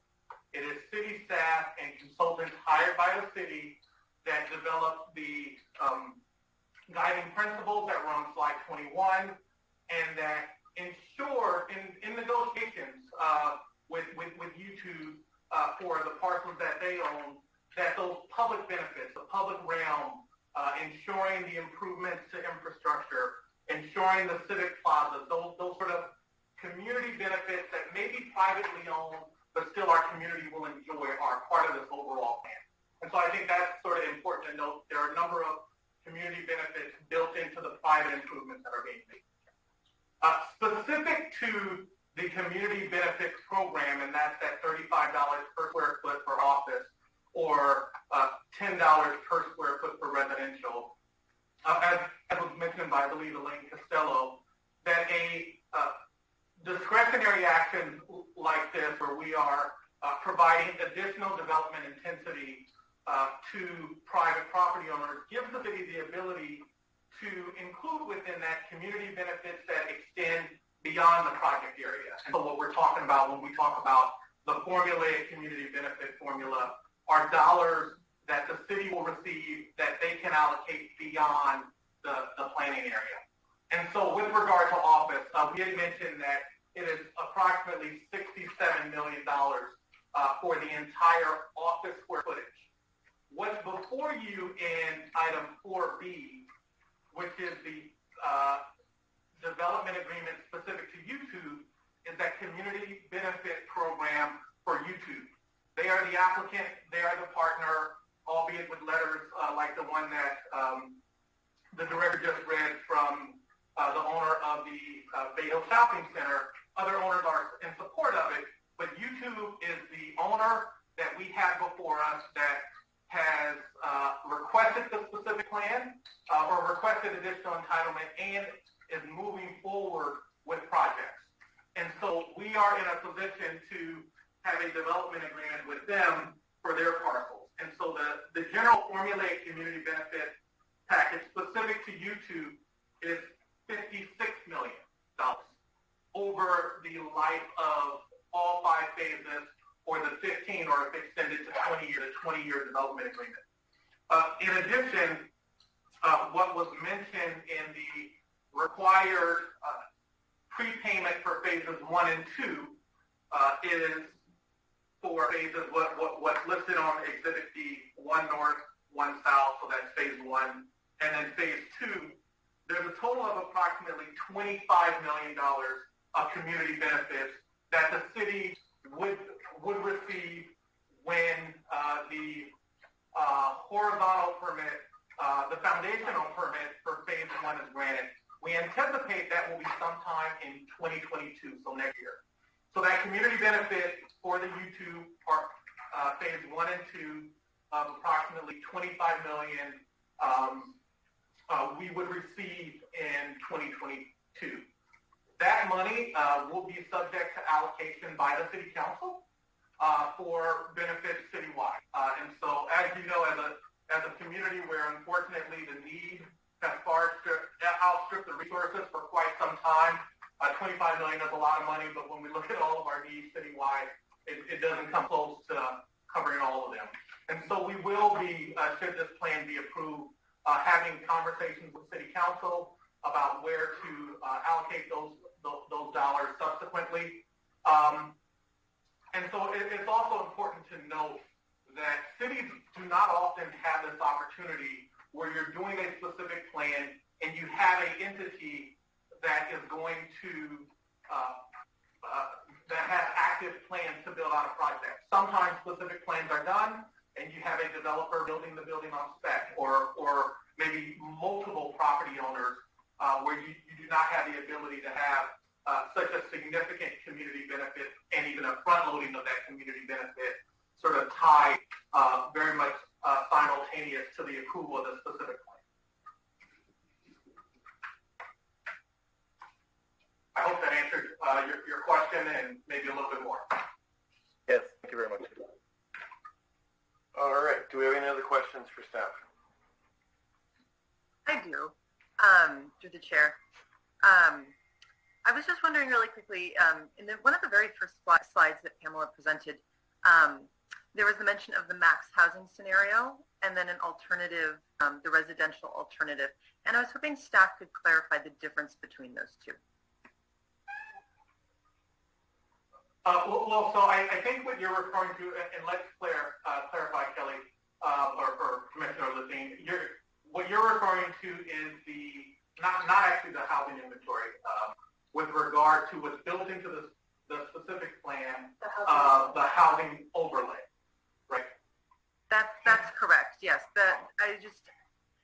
It didn't occur to me that it seemed as though that the max housing scenario was kind of a subsection of the specific plan, and then the residential alternative was a completely different alternative that had been posed for the EIR. But I just wanted to clarify these two things as I'm kind of quantifying the need for housing as I'm hearing the presentation.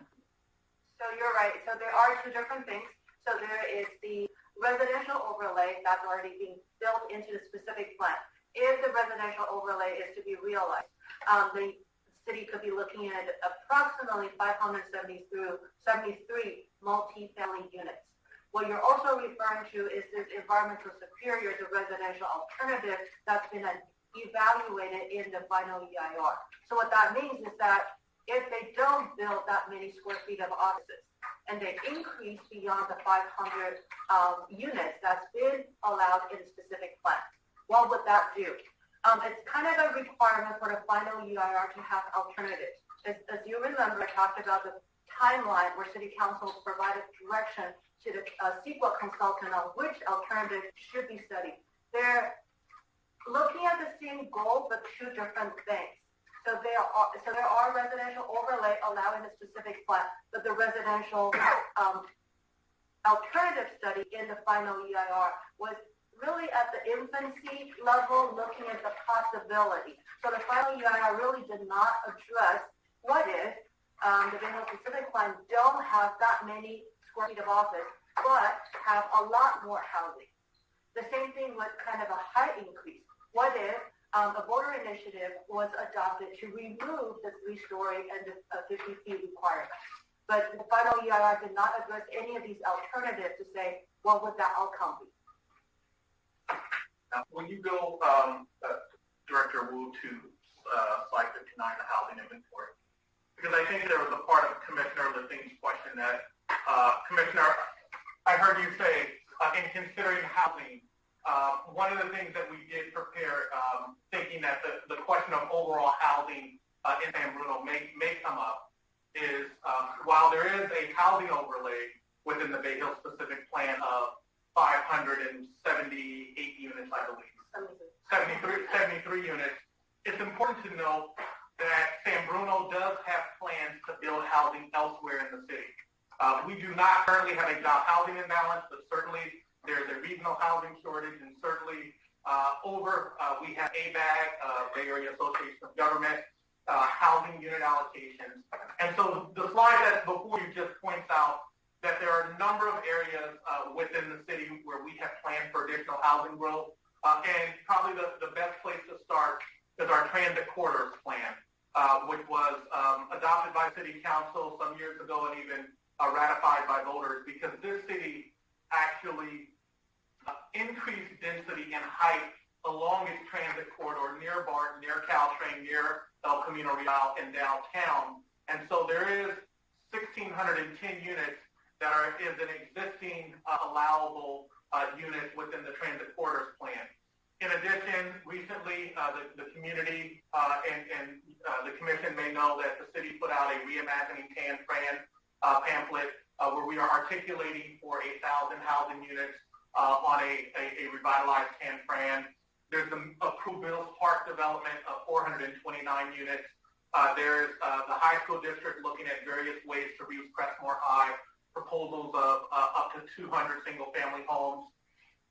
There is the Ingall site, a former school site where the San Bruno Park School District has a purchase and sale agreement with Pulte Homes, and they are currently working with the Community and Economic Development for 200 housing units. There's Glenview Terrace for 29 housing. There's the Skyline project, a total of 70 units, 40 single-family homes that we know are completed and I think almost fully sold, and then 30 multi-family residential teacher housing units that have been entitled. And then a number of other projects, right? There's a 111 San Bruno Avenue and our Aperture project.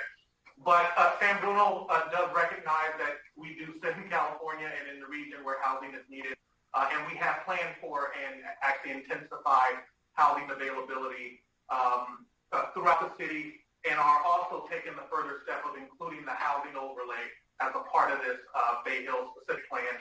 And I think the letter from the Regency Shopping Center that has a housing overlay on their parcel for 210 units sort of speaks to that acceptance of the need to build housing and property owners also agreeing with that. Thank you. I appreciate that the context of the housing, the larger picture of the city. Yeah, that clarifies my questions for now. Thanks. Thank you. Are there any other commissioners that have questions for staff? Go ahead, Commissioner Madden. Hi. Yeah, so still a little bit confused here. I believe, if I'm understanding right, there's two large payments, one of $67 million, another of $56 million. Is that correct? Commissioner, that was a question about the development agreement, correct? So with the YouTube development agreement that is a part of the 4B action, there is an agreement that YouTube would prepay phase 2 when they pull the foundational permit for phase one. And again, we expect that to happen sometime in 2022. The answer that we gave to Commissioner Durazo's question was the amount of that payment that would specifically be in the community benefit bucket, that $35 per square foot, and that is $25 million. The answer to your question is how much overall will be in that first payment for all of the fees due for phases 1 and 2. The answer to that question is $56 million. That includes the development impact fees, the affordable housing fees, or what we also call commercial linkage fees. I believe that amount just for affordable housing for phases 1 and 2 is $9 million. And that also includes the Bay Hill area dip. That area dip funds YouTube's portion of infrastructure requirement within the Bay Hill specific plan for phases 1 and 2. And so that entire sort of first payment is $56 million. 25 of that is community benefits, but then there are other payments that would be due for other phases. I guess a high level of that, I would refer you to Exhibit D as a part of the 4B package. It has a summary of the required payments from YouTube with respect to the development agreement. The total over the life of the 20-year DA, if they take the 5-year extension, is $130 million. And that's broken out in various columns. And so you'll see that the total community benefits over that entire cycle, all 5 phases, is $56 million. And again, 25 of that would be prepaid for phases 1 and 2. I hope that answered your question. If we need to clarify, we absolutely will. Yeah, it's really difficult to follow along verbally without seeing it. So basically, the bottom line I have is, you had a slide up there earlier that showed how much it costs to, fix the streets and whatnot and make all those improvements. And you said they're going to pay their fair percentage of that. Who pays the remaining percentage of that? Is that all? I just want to make sure that we're not putting the city on the hook for stuff we can't afford when we already have a lot of other stuff we need to take care of. So from what I'm hearing, you're saying $130 million total will be paid. $25 million of that goes to the city for the council to decide how to use however they please, and the costs of public streets and things like that, or is that too simplified? It's a high-level simplification. There's one clarification. Of the $130 million, which is the entire fee amount for development impact fees, affordable housing fees, you said 25 of that is community benefits. That 25 is only for phases 1 and 2. The entire community benefit portion of that $130 million is $56 million. And that's clarified on Exhibit D. With regard to your question on who would pay the other required infrastructure money, it will be, if we're talking about the Bay Hill specific plan area, other property owners in the specific plan. If we're talking about the city's comprehensive development impact fees, it would be all developments across the city would pay into that for every project. That is something this city did. And I want to say 2018, we implemented development impact fees. So all development anywhere in the city would pay their fair share of infrastructure costs. And then just in regard to infrastructure, there's also required infrastructure that YouTube will put in and pay for as a direct mitigation to their project and the infrastructure to serve that project. So the city will not be burdened with that cost at all. And in addition, they're paying their fair share of development impact fees, as well as providing the overall community benefit package that can be allocated by the city council. Am I wrong in remembering something about 30% is going to be paid for by this project? Did I hear that? Commissioner Madden, are you talking about how much money is going to be credit back? You have a slide up there. I think there was 42 million in for the public areas for the streets, and you said, I believe 30% was what was determined to be their fair share of those costs. I can't remember what slide it was, around like 30. It's in the, I'm sorry to interrupt. Pamela, it may help you. It's the second to last specific plan implementation chapter slide, where it talks about the share of. Oh, slide 37. Let's pull that up. We'll pull up slide 37 for a visual reference.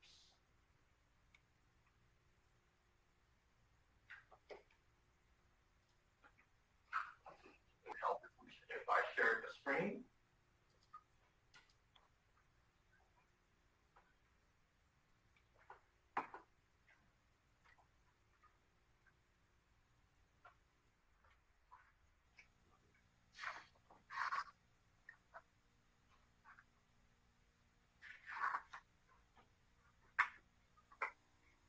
I see. So the estimated project cost, Commissioner Madden, you're absolutely right. The total, based on this table, is about $42 million. Right. Okay, who is paying the 30 million that we don't show here? Right. Let's take an example. For example, water supply. There is an existing need of additional water storage that was already identified in our water master plan for a project, and the Bay Hill specific plan is adding additional need for water storage. And so they are paying their share for the new need that they are creating of $4.4 million. The additional $20 million is a need that the city had without this project. That cost in that project has already been identified and is a part of our existing water rates. For example, stormwater is another example where we mentioned before that there's a policy that the city developed that no new projects within the specific plan can contribute toward our existing stormwater needs. And so there's not an additional need for stormwater. And access and connectivity, transportation-related projects, similar methodology where the need created by Bay Hill is $8.3 million, but there's an existing need of $17 million that the city will pay for out of its capital improvement funds and other road and transportation funds. And so this is what we mean by development is paying their fair share for the need that they're creating. And some of that need exists right now, and the best example of that is, again, water supply. Okay, thank you for clarifying. Okay. Anyone else have questions for staff? Anyone? Mary? Kelly?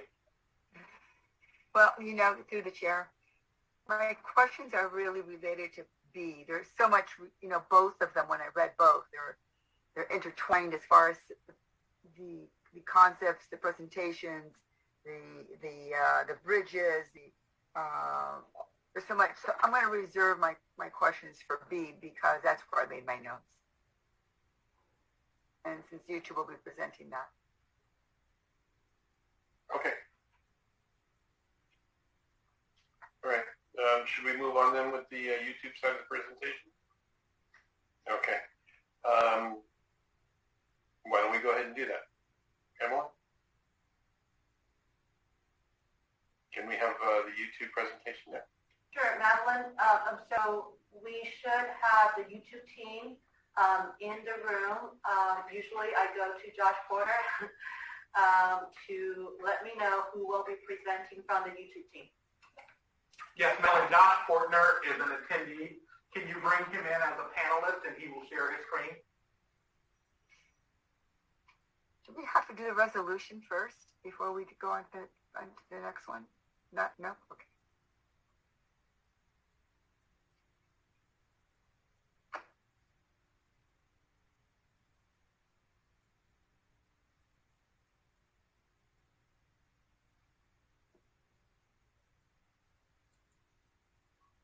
Hello, Josh, can you hear us?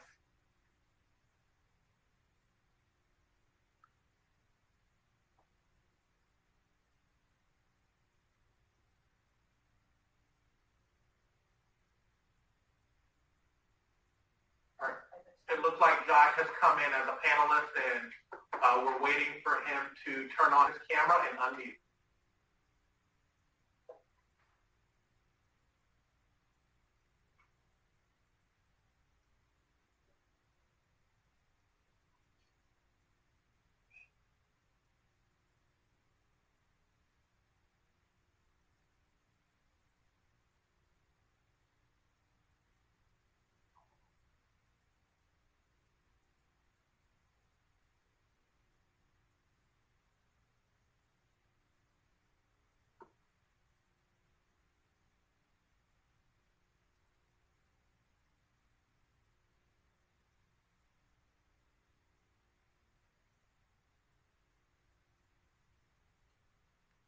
Okay, Malin, it looks like Josh left and is now in Indy again.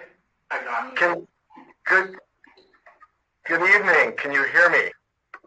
Yes. Yes. Oh, fantastic. I apologize.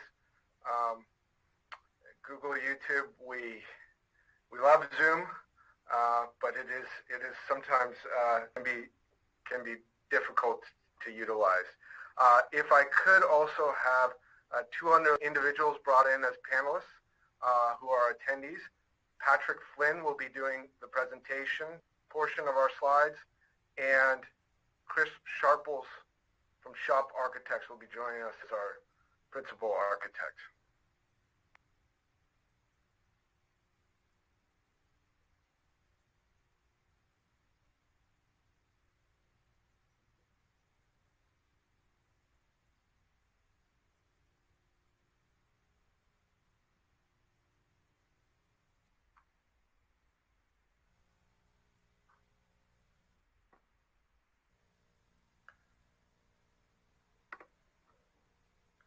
And I see Patrick is in with our slide deck up. If you would give us a moment to get Chris Sharples in. Up, I see him as well. And I guess from what I can tell, you likely cannot see me but can only hear me. I apologize.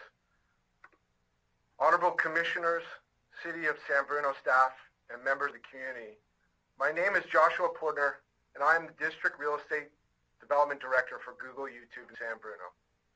I'd like to start off tonight by saying thank you. Thank you to the commissioners for giving your valuable time and insight over the years to bring us to this moment. Thank you to the City of San Bruno staff and consultants who have spent countless hours putting together the robust and thoughtful package you see before you tonight. And finally, thank you to the members of the San Bruno community for your active participation in helping formulate a long-term vision for the Bay Hill Office Center through the Bay Hill Specific Plan. In 2017, YouTube approached the City of San Bruno with a request to undertake a long-term planning and visioning process for our property holdings in the Bay Hill Office Center. Since then, and through this journey, we have been given the opportunity to further engage with the city and the community of San Bruno, which we have been proud to call our home for over 15 years. Your insightful and thoughtful feedback has allowed us to both align with the city's vision and apply the goals of the Bay Hill Specific Plan to our designs for the built environment. We have been collaborating with a world-class design team, including Shop Architects, who you will hear from tonight in realizing that design vision. COVID has tested us and will continue to test us in many ways. However, YouTube remains committed to San Bruno, and we are excited to continue our growth right here. The Planning Commission's recommendation of approval tonight would be a huge milestone toward the realization of that growth here in the city we call home. Staff has already clearly presented the Bay Hill Specific Plan and associated environmental documents and zoning updates. So our team has put together a presentation focused mainly on YouTube's first phase of development proposed under the new specific plan, aptly named Phase 1. And Patrick, if I can have the next slide.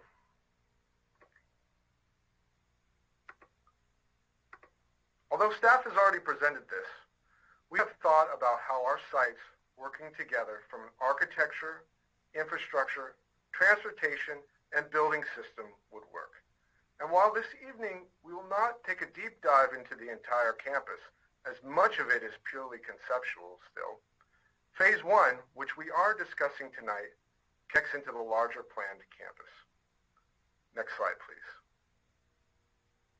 The Bay Hill specific plan has been an enjoyable journey with city staff and the San Bruno community through the process of creation that began in 2017 and has brought us here to the San Bruno Planning Commission tonight. Next slide. Google views public benefits as the synergy of three elements: baseline city development impact fees, community benefits, and project benefits. As staff has already clearly outlined, the monetary portion of these elements equates to $130 million over the lifetime of the project. Next slide. Getting a little deeper into these three buckets, the development impact fees are a total of $74 million, of which further breaks down into the San Bruno Affordable Housing Fund for a total of $25 million, the citywide development impact fee, and the area development impact fee. In addition, the project is being required to meet green building codes, include a transportation demand management program, and have ongoing property taxes. Furthermore, these numbers don't include art fees, permit fees, and encroachment fees with a value of in the tens of millions of dollars. Next slide. YouTube is solidifying the community benefits through a development agreement, which, as staff mentioned, is an agreement between the city and YouTube to solidify these payment terms along with other foundational rules regarding our partnership with the city of San Bruno and our vested rights. You can see the amount of $56 million, as City Manager Grogan has already mentioned. And furthermore, Google has agreed to that early prepayment for Phase 2 with Phase 1 that totals $26 million in this community benefit bucket alone. Next slide. Finally, there are additional YouTube project benefits. I'm not going to read all these, but we'll pick three that are important to YouTube, and we hope that are also important to the city of San Bruno. We are committed to union labor on this project. We have estimated that throughout the lifetime of the project, over 10,000 construction jobs will be created.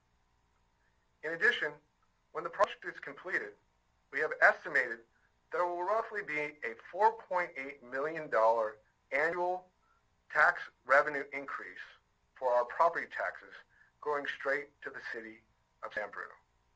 And finally, our sustainable design includes no net new greenhouse gas emissions, among other sustainable elements that shop architects will mention further in the presentation.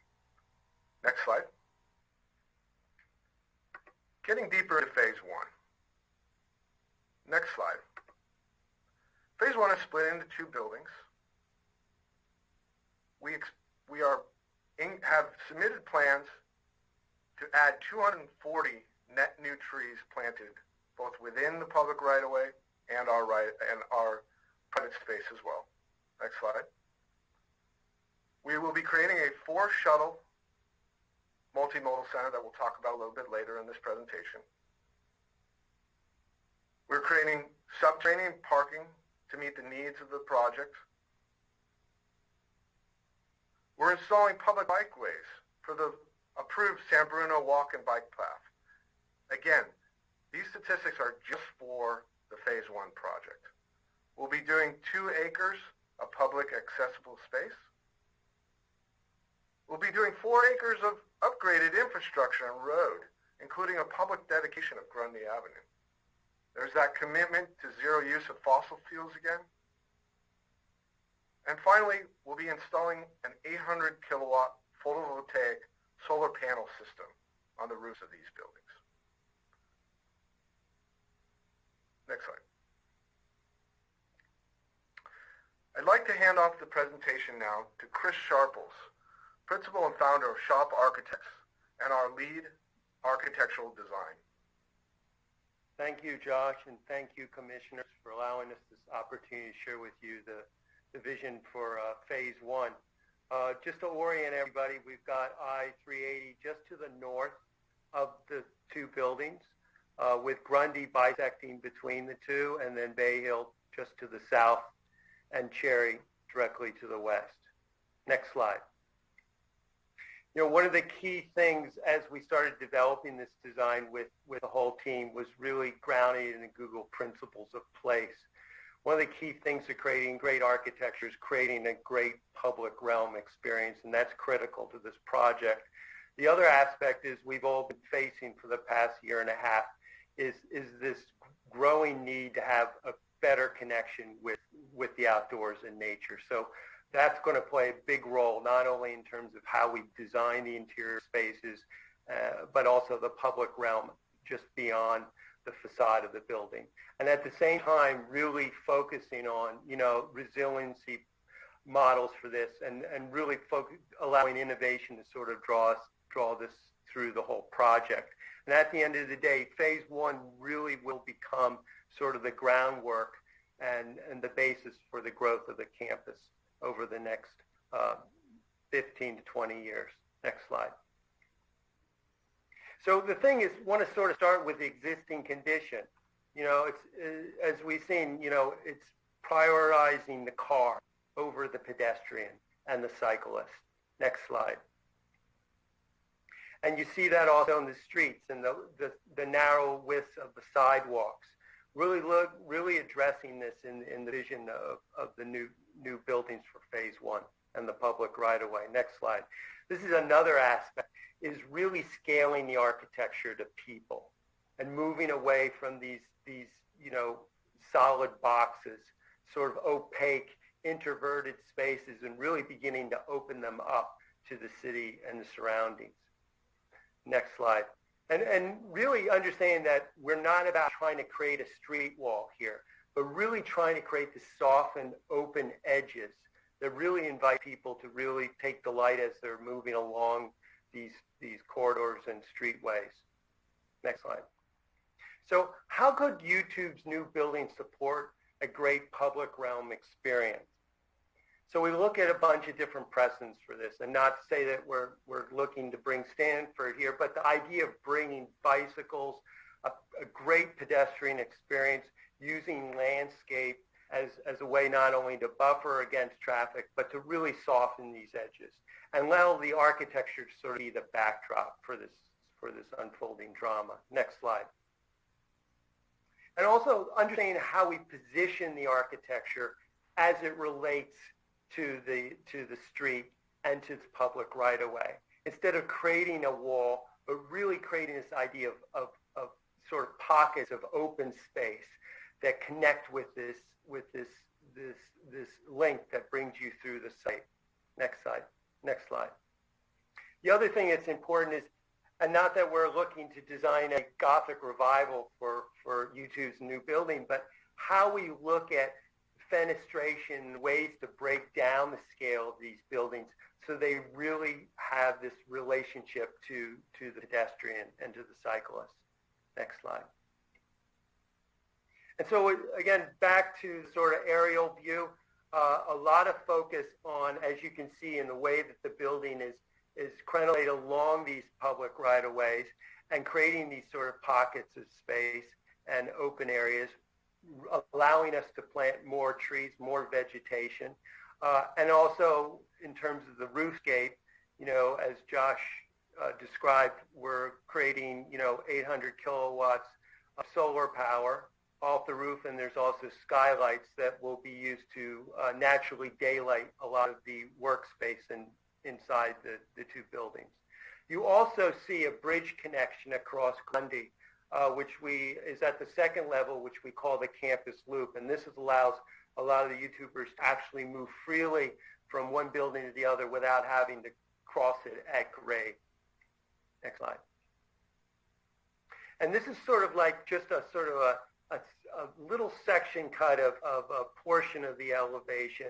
And what you see here is, you see the buffering of the sidewalk with the green landscape, the bike path, the sort of how the landscape begins to move in towards the architecture. And in this case, working with Surface Design, the landscape architects for this project, how we can literally take the landscape up into the architecture of the building.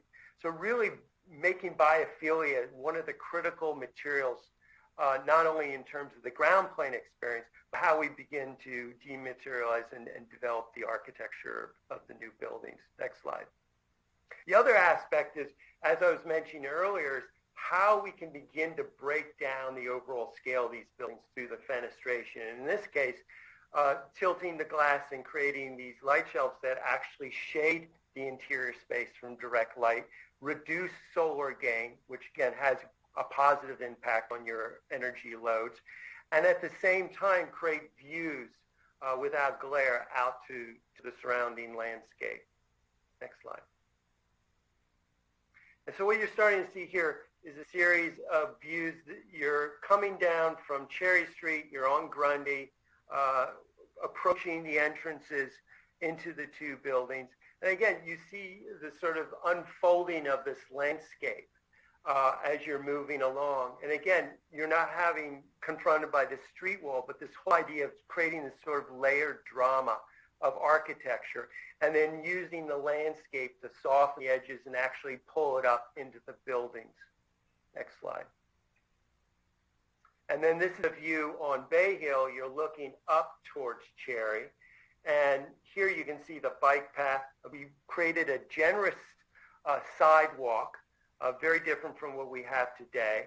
And again, you see how the landscape becomes a buffer and softens that relationship with the architecture. At the same time, creating that sense of openness, of really feeling that these aren't going to be opaque buildings anymore, but really trying to really open them up and give that sense of openness. And then you see the landscape again beginning to frame those portions. Next slide. And here you're at Cherry, again, in this case, looking east. You see the two bike lanes framing the vehicular route with the pedestrian right away to the just to the left of the bikeway and then the building beyond. And again, you can see the articulation of the facade, looking at means to really break down the scale of the building. Next slide. And then this is a view from Grundy looking towards Cherry. You're sort of leaving, you've just been dropped off at the intermodal hub and you're sort of walking up towards the entrances.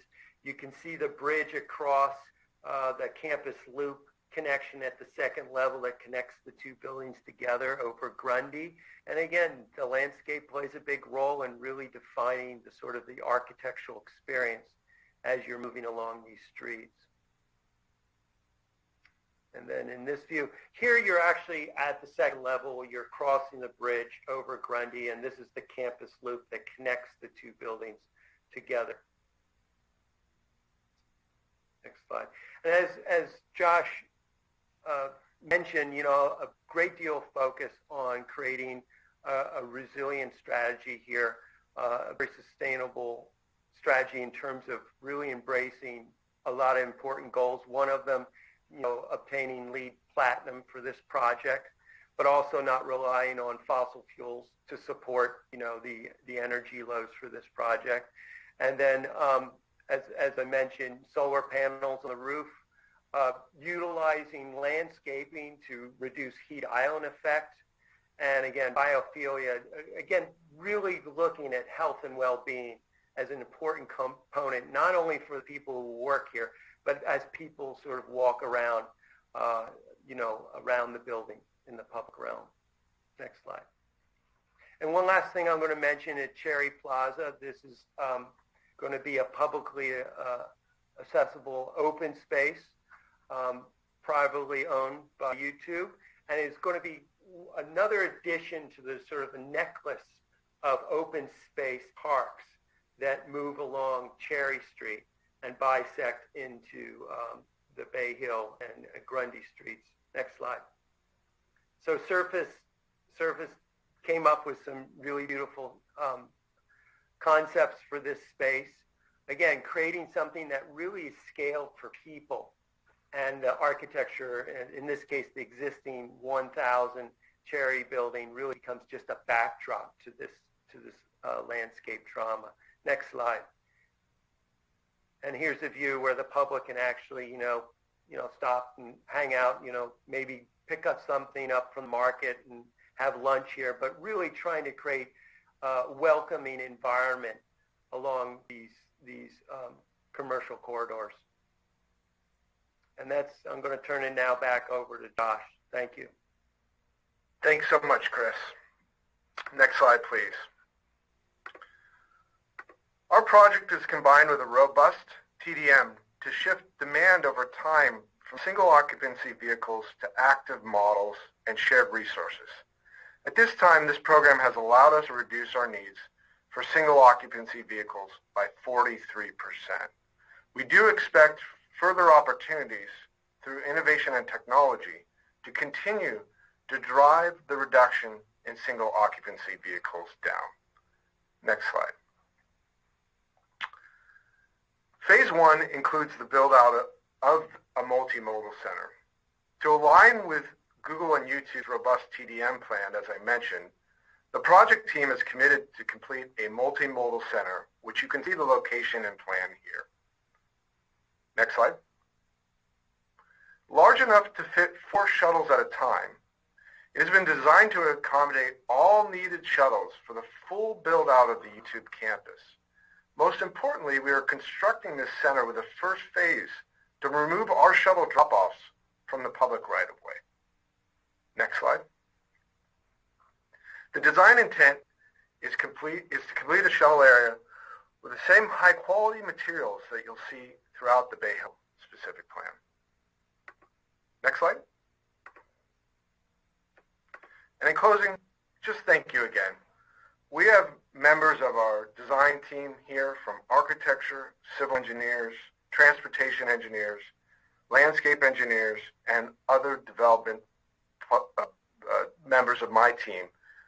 And we will try to answer any and all questions you have. We are just so excited to be at this moment and be able to show off this project to you and have your consideration for recommendation. Thank you so much. Thank you very much. Before they go, is there any questions from the commission to the folks from YouTube?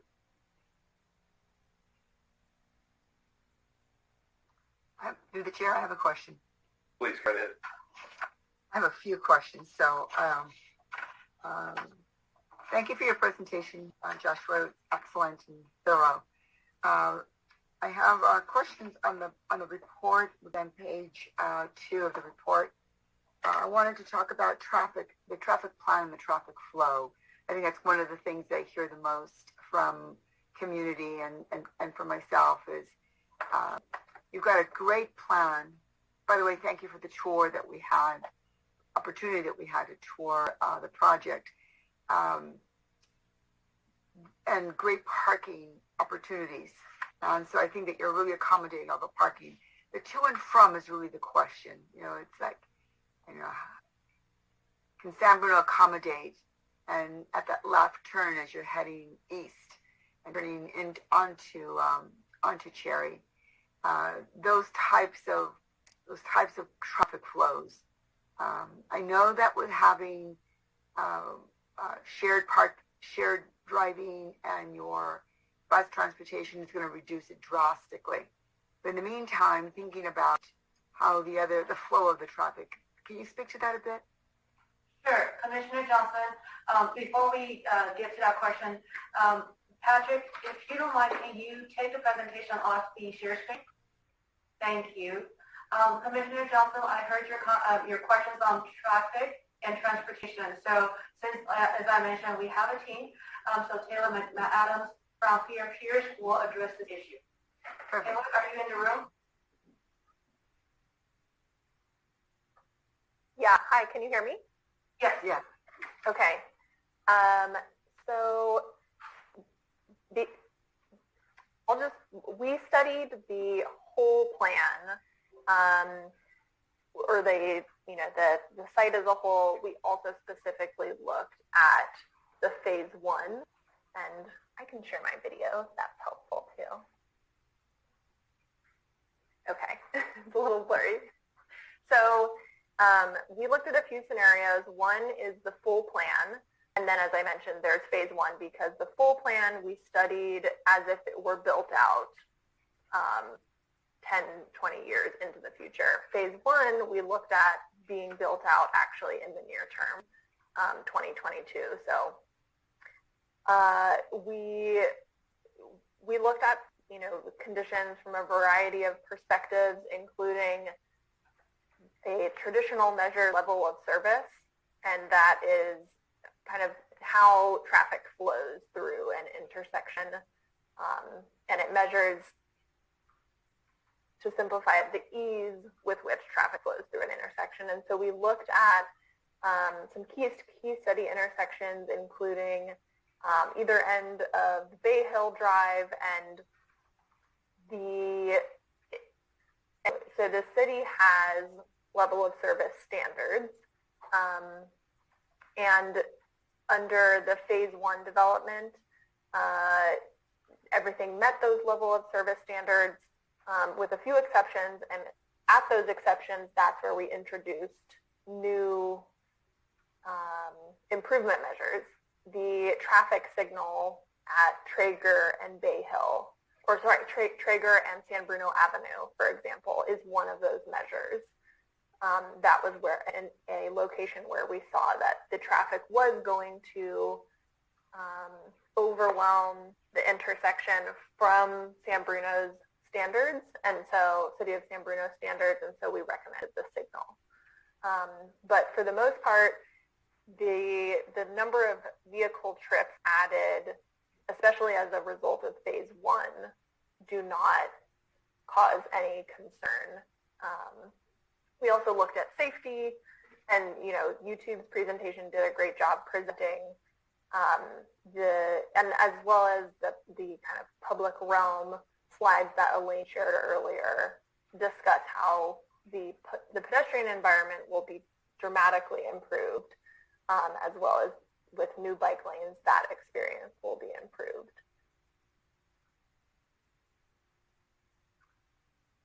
Well, thank you for giving me that input. Just based on the observation of the past, and recognizing you're going to be adding, I believe I read 1,896 parking spaces, that traffic in itself. That doesn't mean every one of those will get used, but I'm just trying to process it in my head, process it that there is some method there, because on the north and south side of Cherry, it's a pretty long line on both ends when you're trying to get in and out during those commute hour times. And so, the reality is we do expect an increase in traffic patterns. I don't think you can alleviate that, recognizing that you're increasing. But what can be done, that's the key thing. I can mitigate that to minimize it, and so therefore it doesn't create a backup and a frustration and upset, in our community. So thank you for that input. No problem. Okay, and then the other question that I have is on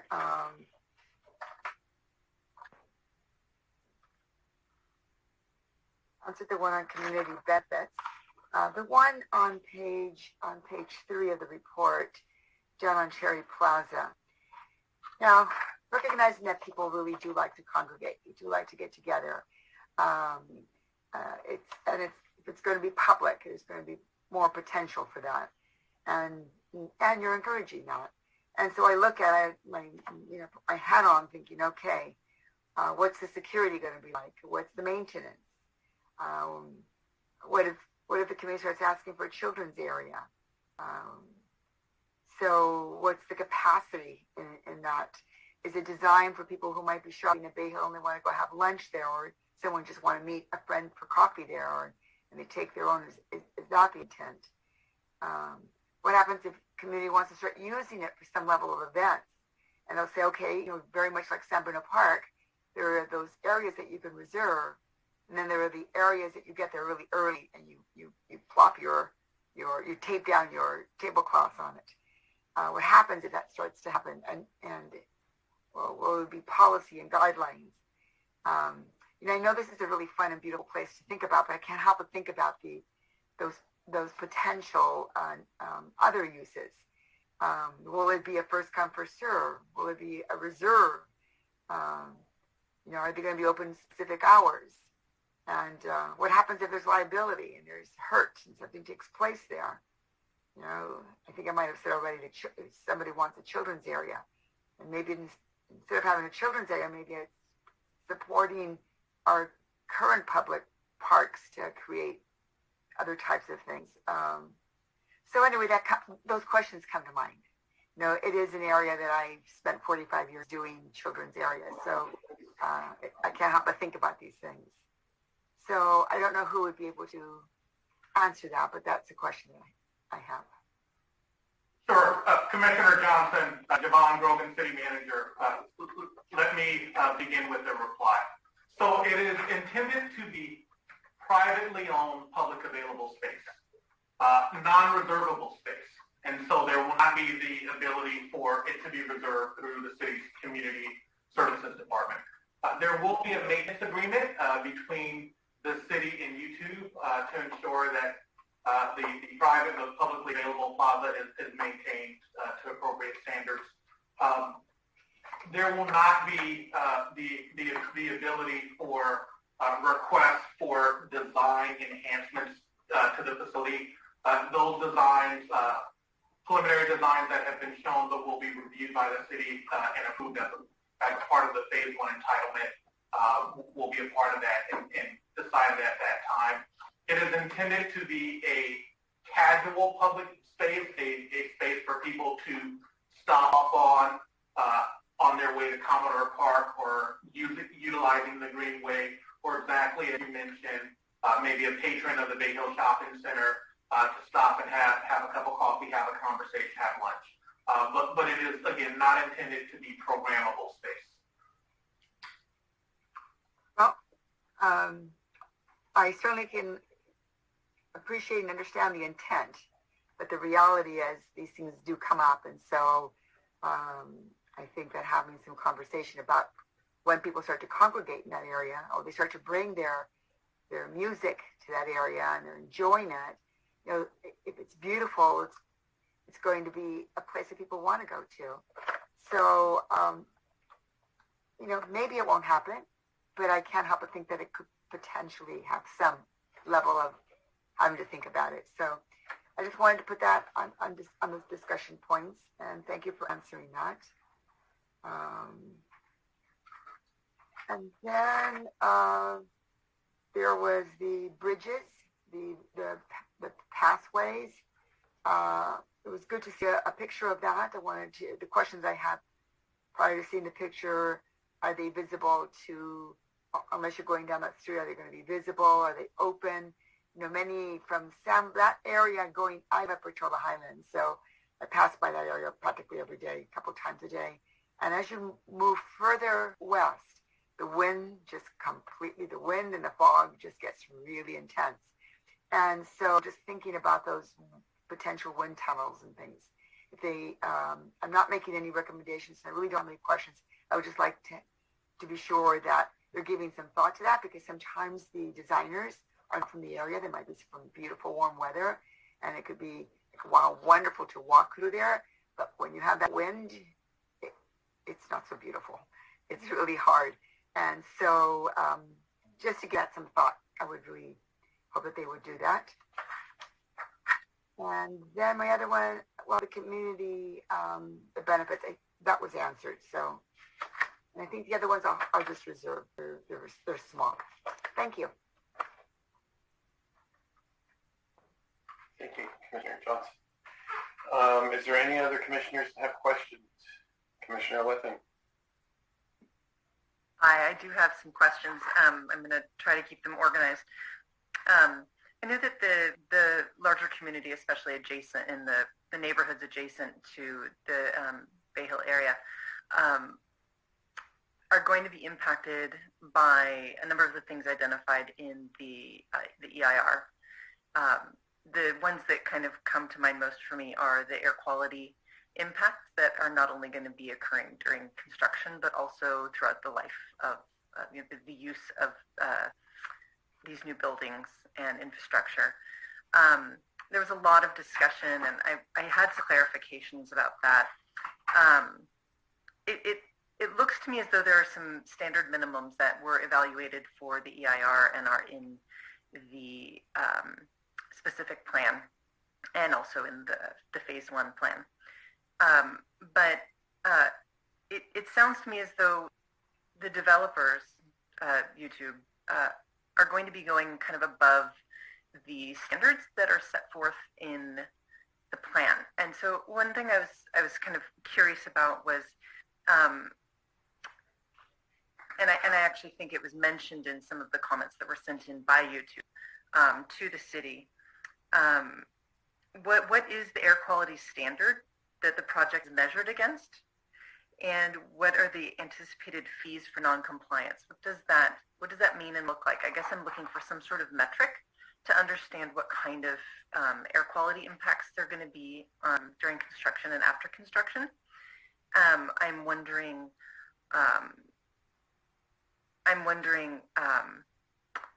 about there was mention of emissions credit systems, which it was unclear. I was unclear about whether or not there actually was some sort of emission system network in place where fees could be paid forward. There was a little back and forth, and I never quite understood that. And then I was also wondering, I understand it's going to be photovoltaics. I understand that the materials and practices used to construct these buildings are going to be, it seems to me as though being quite environmentally responsible.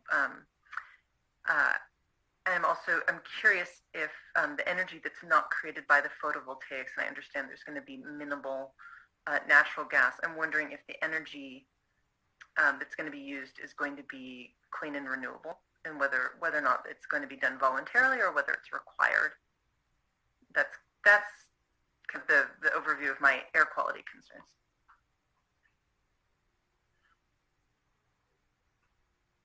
Pamela, would you like me to tackle those? Yes, Heidi, thank you. Okay. So to respond to the first question, what are the metrics, the air quality metrics against which the project is assessed in the EIR? This goes back to CEQA's requirement to establish what are called thresholds of significance against which we identify the level of impact for any project. For criteria air pollutants, which is one of the impacts that was found to be significant and unavoidable, and is the impact that is associated with the mitigation requirement to pay for offset fees. The thresholds are established by the Bay Area Air Quality Management District. They are daily emission thresholds that are tied to the California ambient air quality standards that are essentially governed by the Clean Air Act. They vary depending on what the pollutant is, but just to give you a quick idea, it's 54 pounds per day for NOx, which is nitrogen oxides. It's 54 pounds per day for reactive organic gases. And there are, different numbers for particulate matter depending on the size of the particulates. But there are actual numbers established for each of the 6 criteria air pollutants. So those are the thresholds that we use in the EIR. That's standard practice for any EIR in California. Does that answer your question on the metrics? Yeah, it does. I think I'm also ultimately what I'm trying to get at is trying to have some sort of understanding for the community that's going to be surrounding this area, like what the air quality will be like relative to what we have now, and what it would be like, some sort of comparison, some sort of familiar comparison that we could make, as far as, is this similar to busy downtown? Is this similar to San Francisco? Is this similar to living beside a freeway? I think I'm just trying to understand. There doesn't seem to be, I don't have like a calibration in my mind of what that actually means to a layperson. Mm-hmm. Sure. I think the best way to characterize it for the layperson is really understanding what the main sources of pollutants are for this type of project. And the main source of pollutants for this type of project in many urban infill development projects is mobile source emissions from vehicles, from cars driving to and from the site.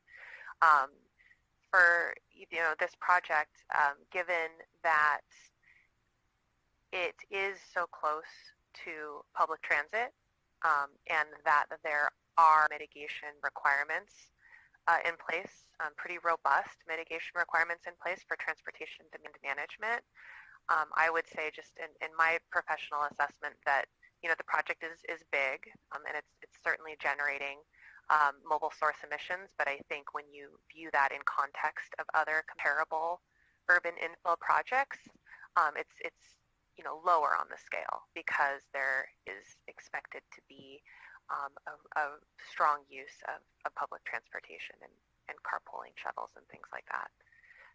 Other emissions that we look at and are evaluated in the EIR that are primarily related to the toxic air contaminant impact that I talked about in my presentation are impacts from generators. So we call them stationary source emissions.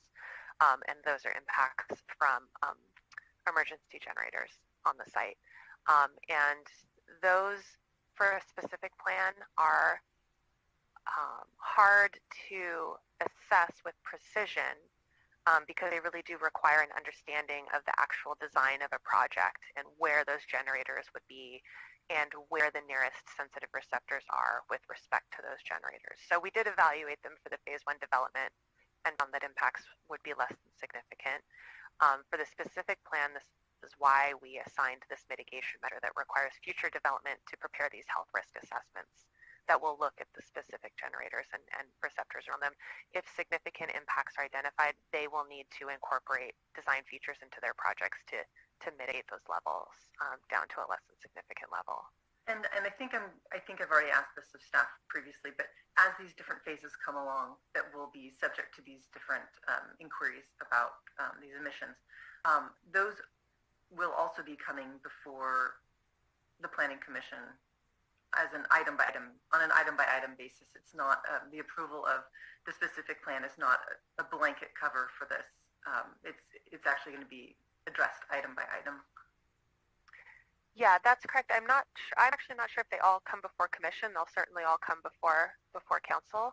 But yes, each project will be separately entitled, and the city will need to make a finding of consistency with the EIR. And if any project is found to be in any way outside the envelope, essentially, of what was studied in the EIR, then a subsequent CEQA review may need to be required. Okay.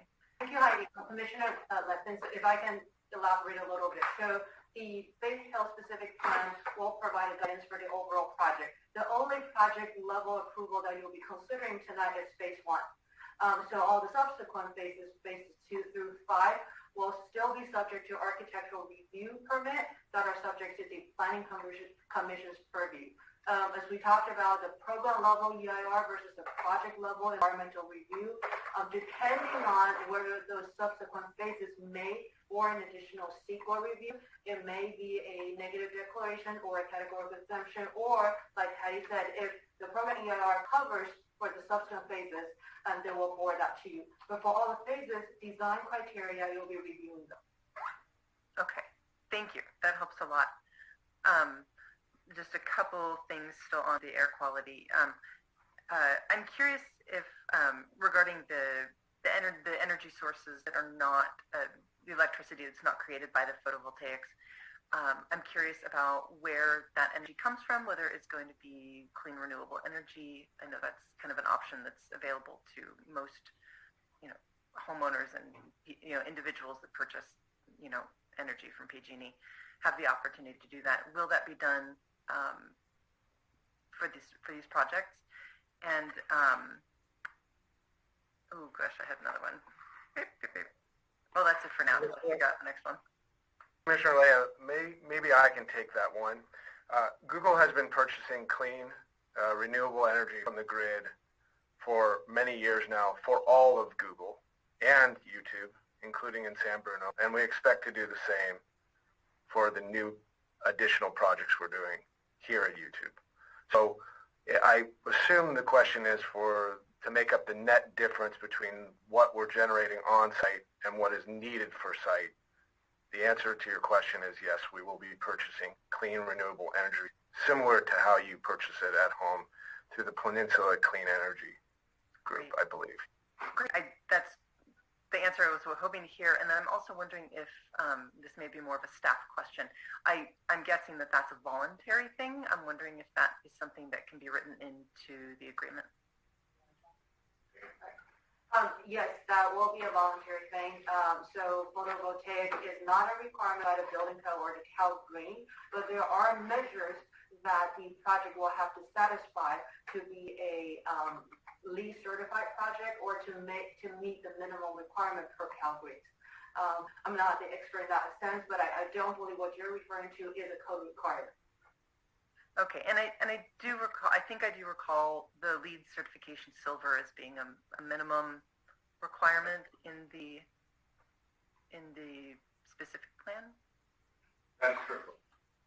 That's correct. Yes, Commissioner. In the specific plan, the requirement is LEED silver. Okay. We intend to deliver not only phase one, but future phases as well as a LEED platinum level. Now, granted, designs and LEED changes over the years. Right. And in addition, there are other property owners within the park that may have never done a LEED project before. And so it's more difficult for them to achieve the levels that we have, YouTube and Google, with the level of expertise we have when we come to projects. But we hope we can share with them our expertise and our expertise beyond the Bay Hill Park to all of San Bruno in regards to sustainable construction. Great. Okay. Commissioner, if I may, so we just found out that the solar roof is a requirement identified on page 121 of the specific plan, where new construction in the plant area shall be required to employ at least 30% of the roof coverage with photovoltaic. Okay, great. That's good news to hear.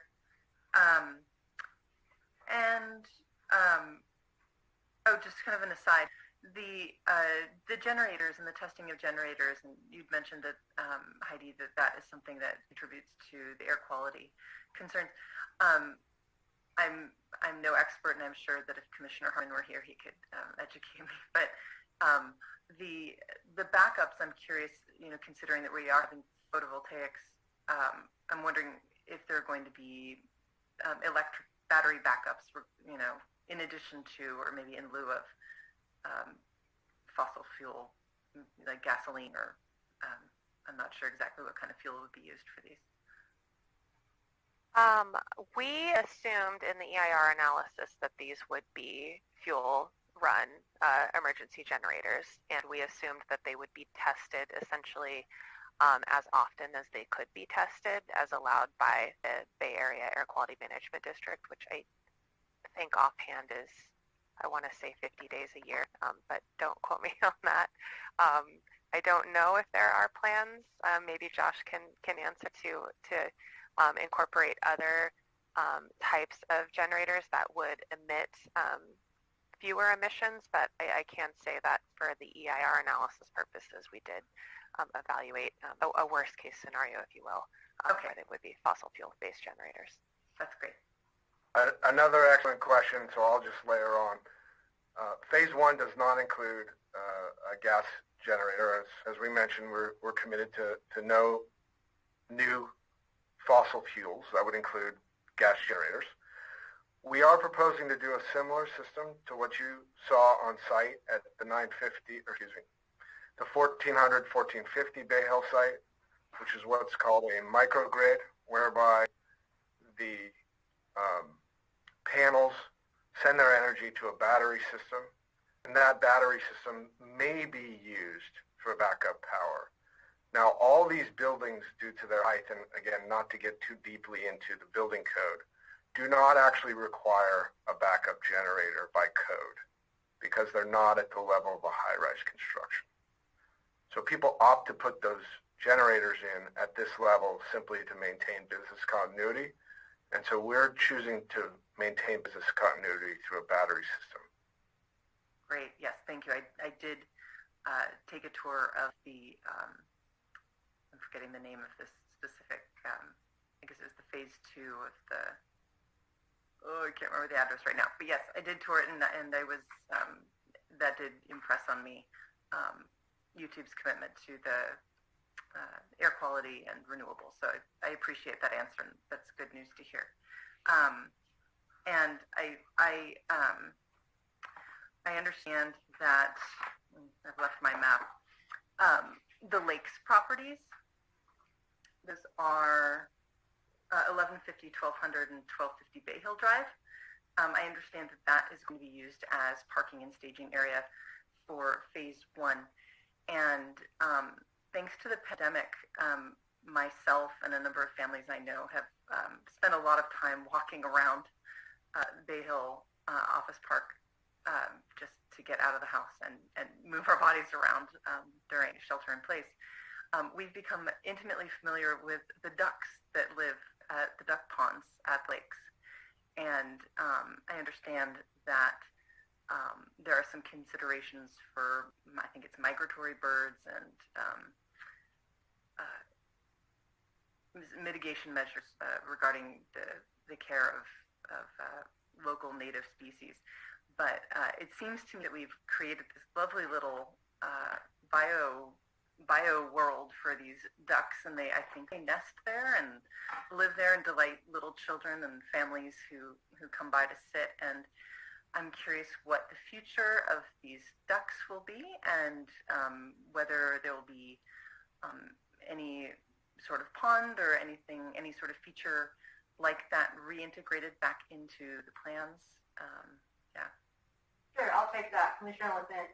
We have verified with the IR consultant. Unfortunately, there's not a protected endangered species that has been identified in the final EIR. However, in discussion with the YouTube team, I believe that they will be working on a relocation program for the ducks to a safer habitat for the time being or permanently.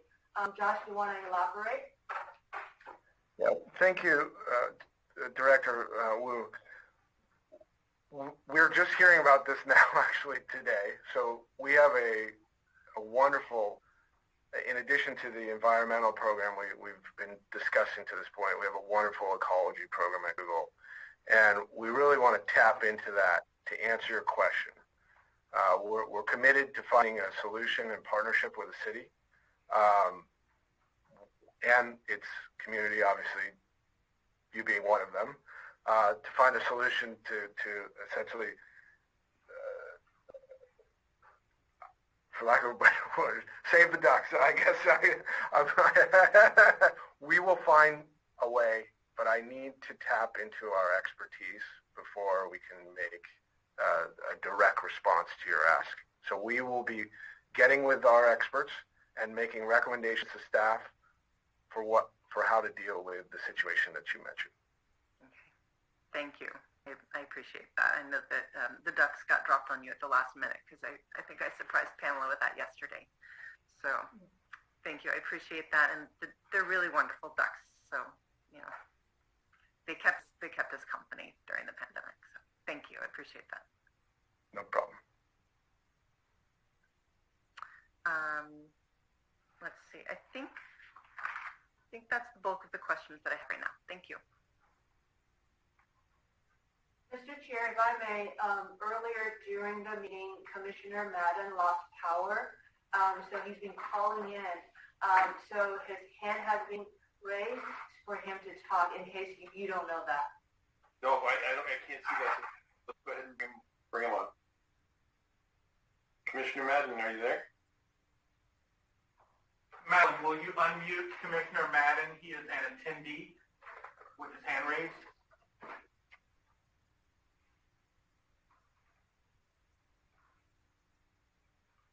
Go ahead, Commissioner. You're unmuted. Can you hear me okay? Yes. Okay, thanks.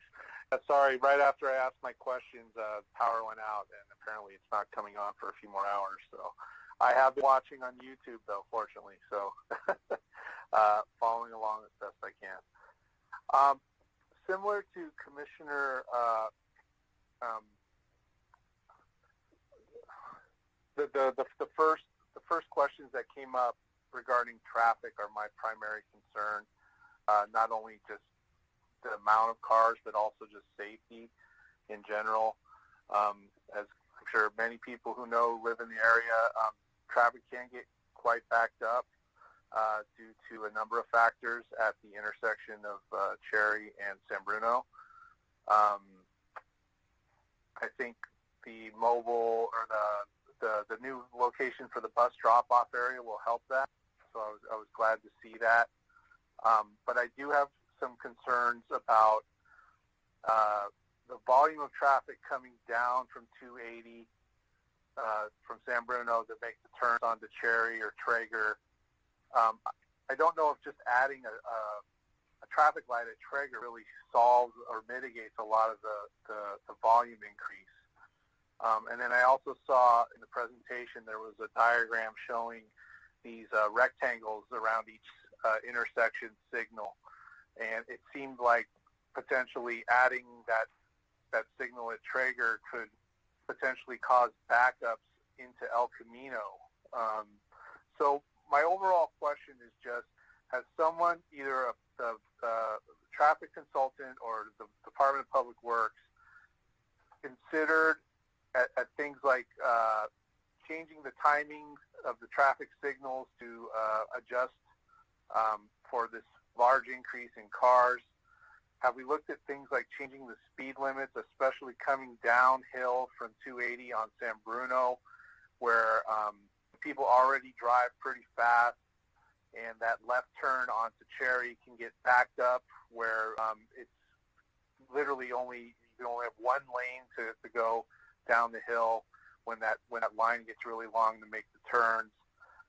Similarly at Traeger, if we're adding a signal there, are we going to be causing backups for people who just want to go toward El Camino from uphill to downhill, or vice versa?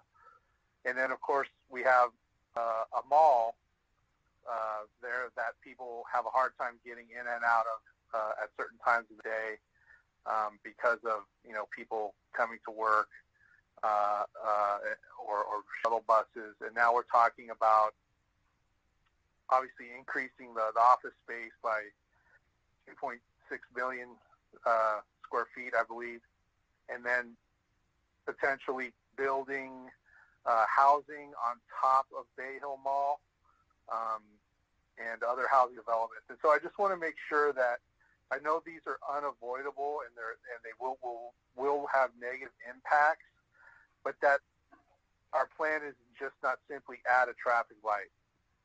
So if someone could address that. Sure, Commissioner Madden. Madeline, is Taylor still back in the room? So do you mind addressing that question? Thank you. Yeah, I'm still here. So, yeah, these are all very good questions, and rest assured that we are not just adding a traffic light. That's just what, the average person will notice as the biggest difference. But and the two intersections you mentioned are two that we studied in detail. So San Bruno and Cherry, and San Bruno and Traeger, as well as actually you mentioned San Bruno and El Camino. All three of those were study intersections that we looked at. We collected count data. So the traffic patterns that you have observed, we collected that information. That formed our baseline. That was pre-COVID, so in the before bad times of commuting. So that's what we started with, and we layered on the project trips as well as background growth. So we look at what we think might happen around the project, both in San Bruno and elsewhere in the region. So background growth as well as the project trips that you mentioned. It is correct that there will be a net new project trips, but again, when we did our detailed level of service analysis, we only found a few instances, and you can see in the specific plan, the draft specific plan, that where there would where there are locations that exceed the City of San Bruno's standards.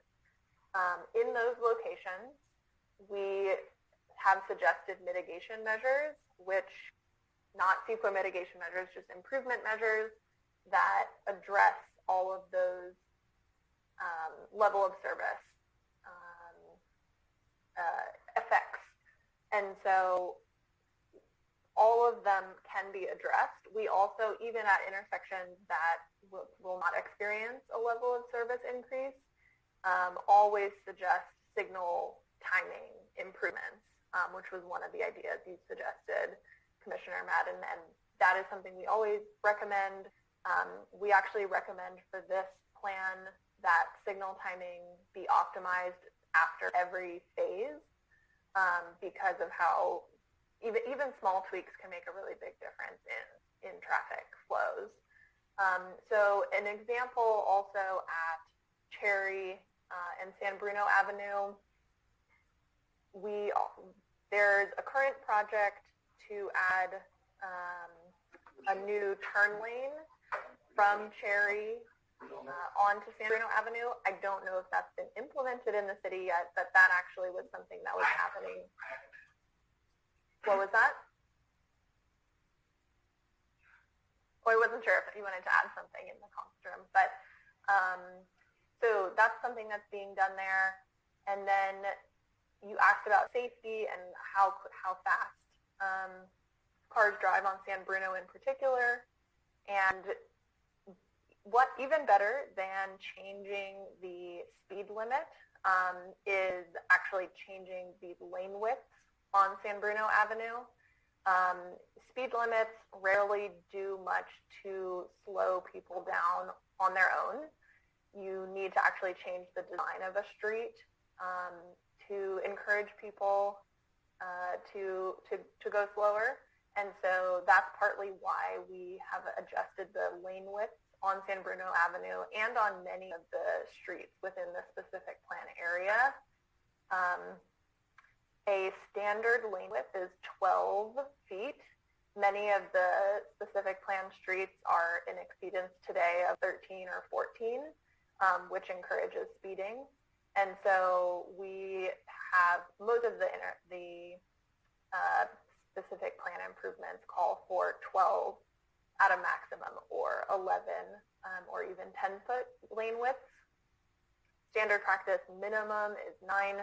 We don't have any 9-foot widths within this plan, but we have reduced those lane widths, and that's the main thing we can do to slow speeding on San Bruno Avenue. And I think the last piece of your question was a concern about queues back onto El Camino, and that's something we did a detailed queuing analysis, and we didn't find any issues of queues. Okay, thank you. Just real quick on the speed limit thing.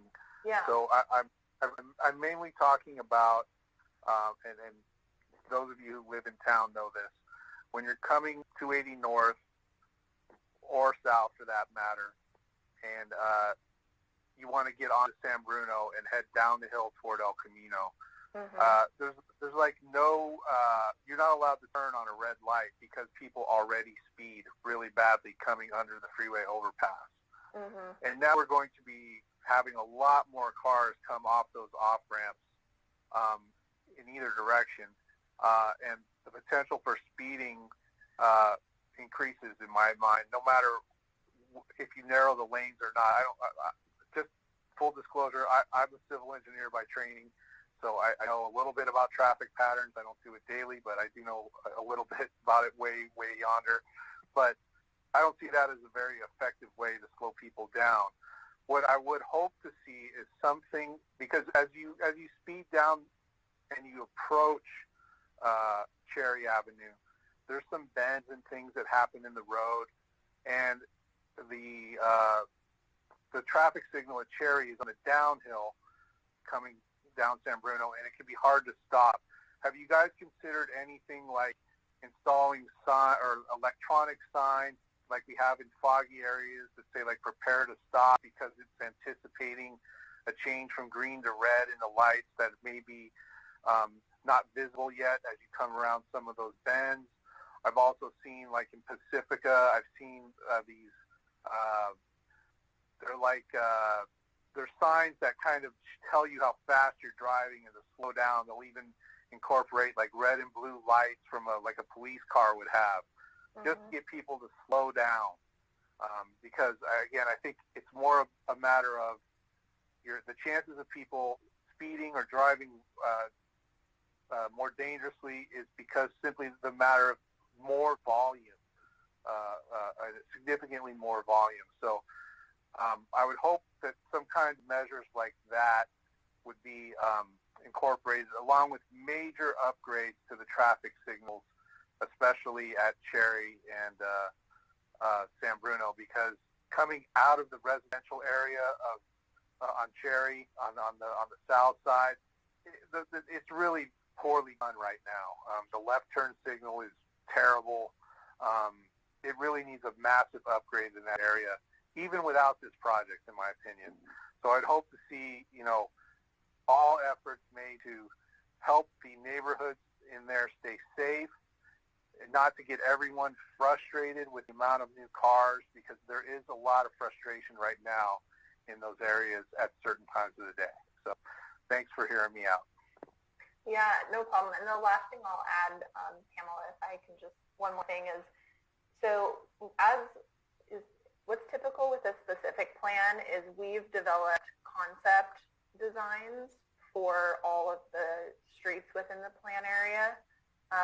But with each subsequent phase, those plans will be done in much more detail. So as you saw for phase 1, you're seeing it in a lot more detail than any of the other streets. And so once it comes time to do the pieces of the plan that involve the southern portion of Cherry and San Bruno Avenue, those designs will be refined in a lot more detail, and suggestions like yours to add signage for downhill traffic I think that's a great idea. It's too detailed for the specific plan at this time, but we'll obviously record that comment, and that is something that can be incorporated in future in future phase designs.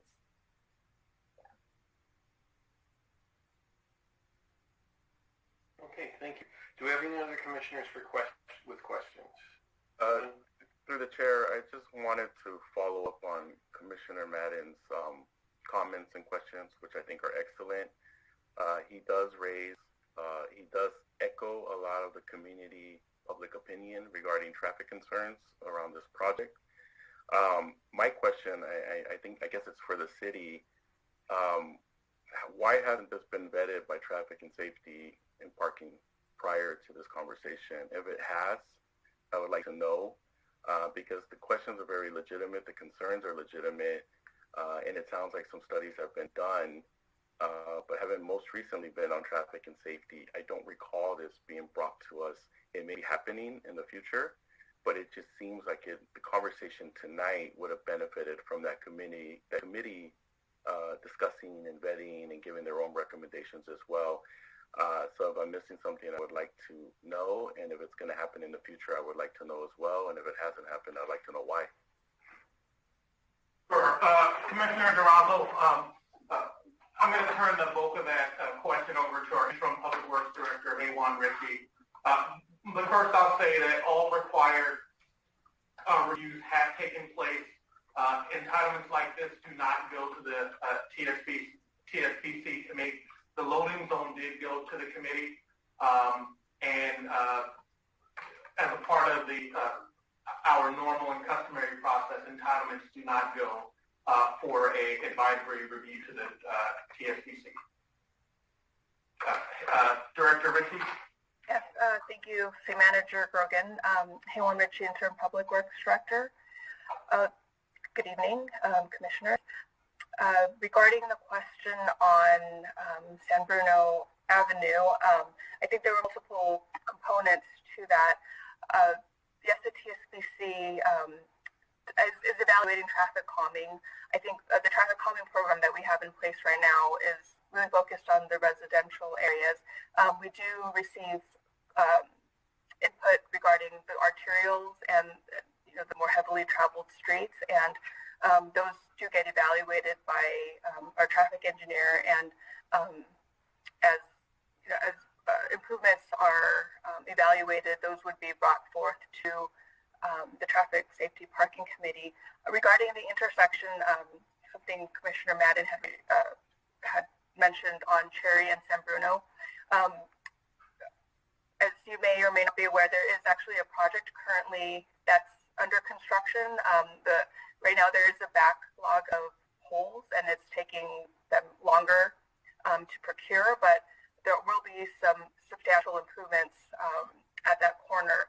Some of the ADA ramps, the Americans with Disability Act curb ramps have been updated with the previous project, but the signals themselves will be changed, and so the timing and the phasing will be altered and evaluated and updated as part of that project.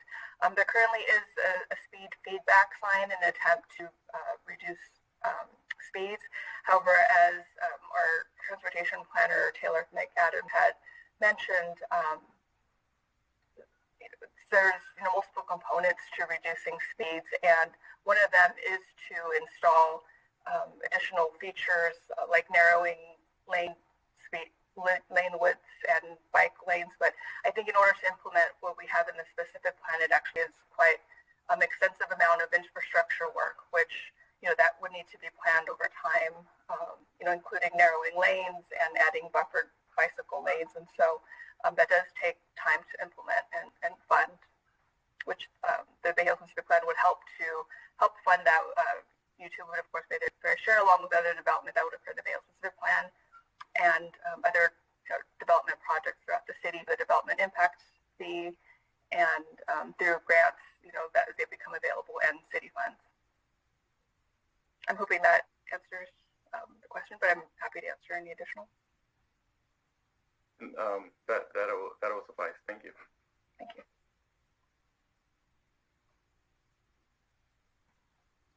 Commissioner Durazo, do you have any further questions, or? Chair, not at this moment. Okay, so I think at this point we'll open it up to public comment. Madeline, is there anyone out there with their hand raised? Yes, Chair, we do have one hand raised. Okay.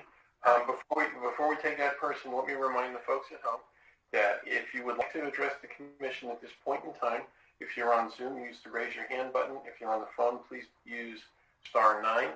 You'll be given 3 minutes to speak. And Madeline, go ahead and please introduce our next speaker. To the Chair, Commissioner Biasotti, would you mind if we take a break? I just want to be mindful that we've been at it for, I think, about 3 hours now, and some people may need a small break. Of course. How long would you like to take? What would you suggest? 5 minutes? Okay, fine. We're adjourned for 5 minutes.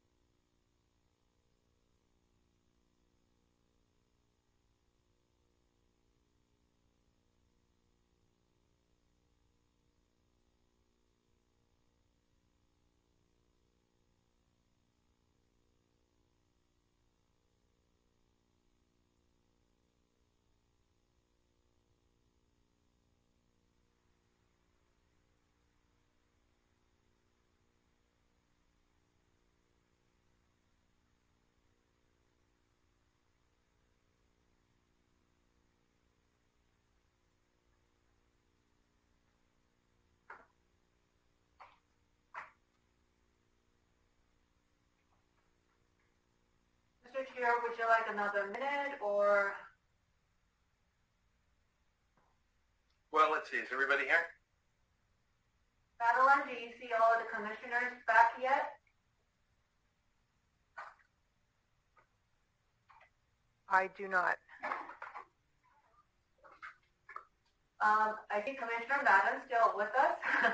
Yes. Yeah, I'm still here. I'm about to switch onto a computer, though.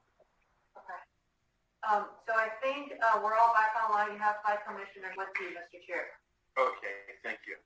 All right, so once again, we're going to go back to public comment for this item, or these 2 items, actually. For the folks at home that would like to comment that are on Zoom, please use the raise your hand button. And for those at home on the phone, please use *9. And I think, Madeline, we had somebody waiting. We do. James, I'm going to bring you in the room to talk. Can you hear us? Yes, I can hear you. Can you hear me? Yes. All righty. Well, good evening, commissioners, honorable commissioners, hardworking city staff. And I would be remiss if I didn't compliment our city manager, Grogan, on knowing the ins and outs of our community and his community, having the ability to articulate and answer the questions and give the background to the questions is truly impressive. And I feel fortunate that we have him as a city manager. Good evening to the presenters. Excellent job doing the presentations tonight, and Google and YouTube, and the EIR consultant, and good evening to any citizens that may be on the line. My name is James Vergolmez. I live at 1861 Donner Avenue here in San Bruno. I'm speaking on behalf of the San Mateo Building and Construction Trade Council, and I rarely get to speak in my home city on projects. The San Mateo Building and Construction Trade Council is comprised of 24 construction unions and 16,000 highly skilled men and women. And we are proud to speak tonight as a partner to Google YouTube in regards to the 10,000 construction jobs that they are going to be providing to our community.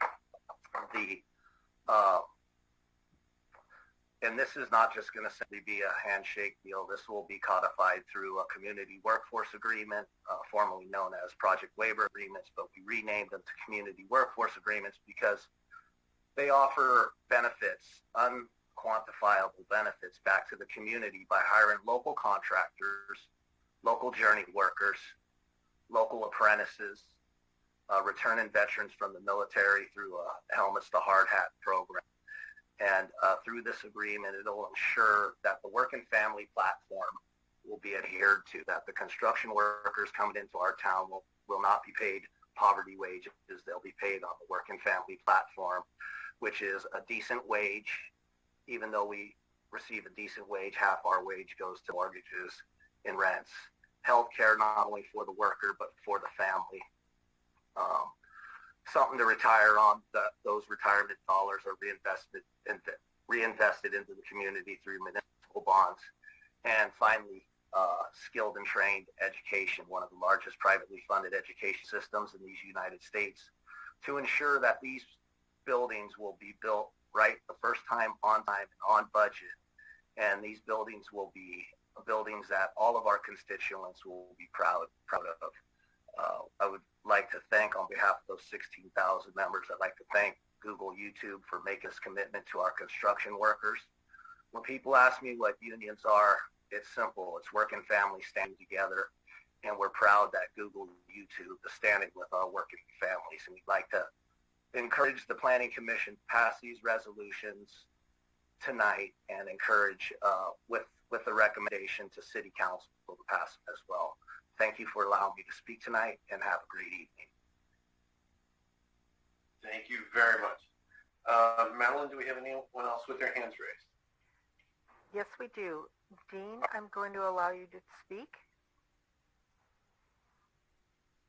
And you have 3 minutes. Yeah, okay, everybody can hear me? Okay, planning commissioners and staff, you folks have worked really hard on this project.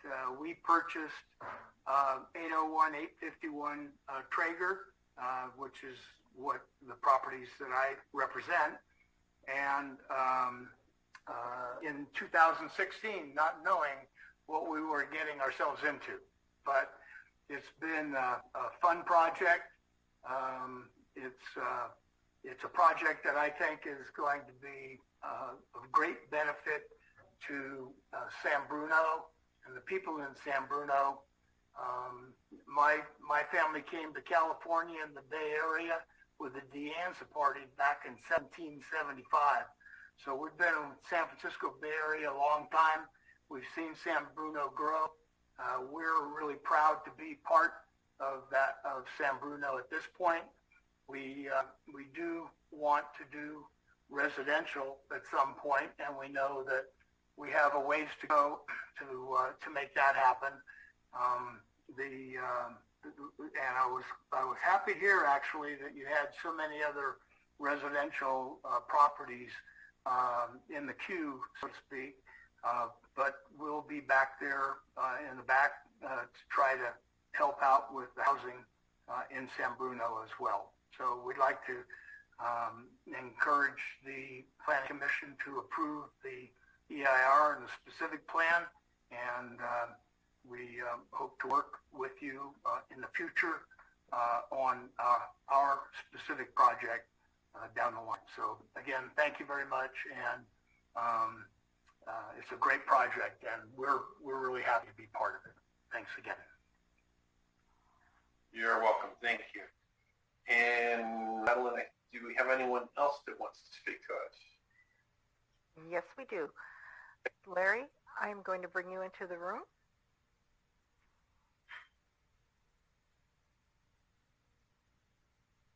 Thank you. Can you hear me? Yes. Great. My name is Larry Gambleman. I am with Porter Consulting, and we represent the Police Credit Union located at 1250 Grundy Lane, just to the immediate east of the Phase 1 projects you're discussing tonight. We have had the very good fortune of dealing with Josh, Patrick, Drew, many folks from the Google and YouTube teams on projects that we have engaged together at 1250 Grundy Lane, and we couldn't be more pleased. They are a first-class organization. Everything they've done to date has been first class. They are incredibly committed to excellence. We, the credit union, and all of our 45,000 members support this project completely and thoroughly. We cannot wait for Phase 1 to begin, so we strongly urge the Commission to go ahead and move forward, and hopefully the Council approving the EIR and the specific plan. And we are looking forward to having YouTube as our long-term neighbors to the west. So thank you for taking my comments, and we'll look forward to the approvals. Thank you very much. And Madeline, do we have anyone else who would like to speak to us? I do not see any more hands raised. Okay, thank you. I guess we'll need a roll call vote from the Commission to close the public hearing. Would anyone like to make a motion, please? I motion to close public comment. All right, we have a motion. Do we have a second? Second. Okay. We have a motion and a second. May we have a roll call vote, please, Pamela? Chair Biasotti?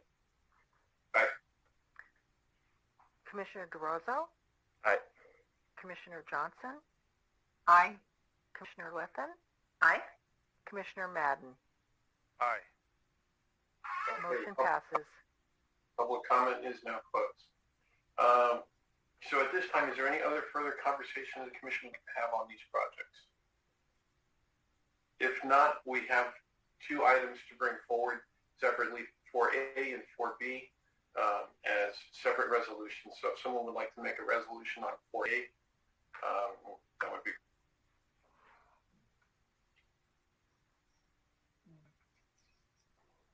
pending any other conversation. Let's see.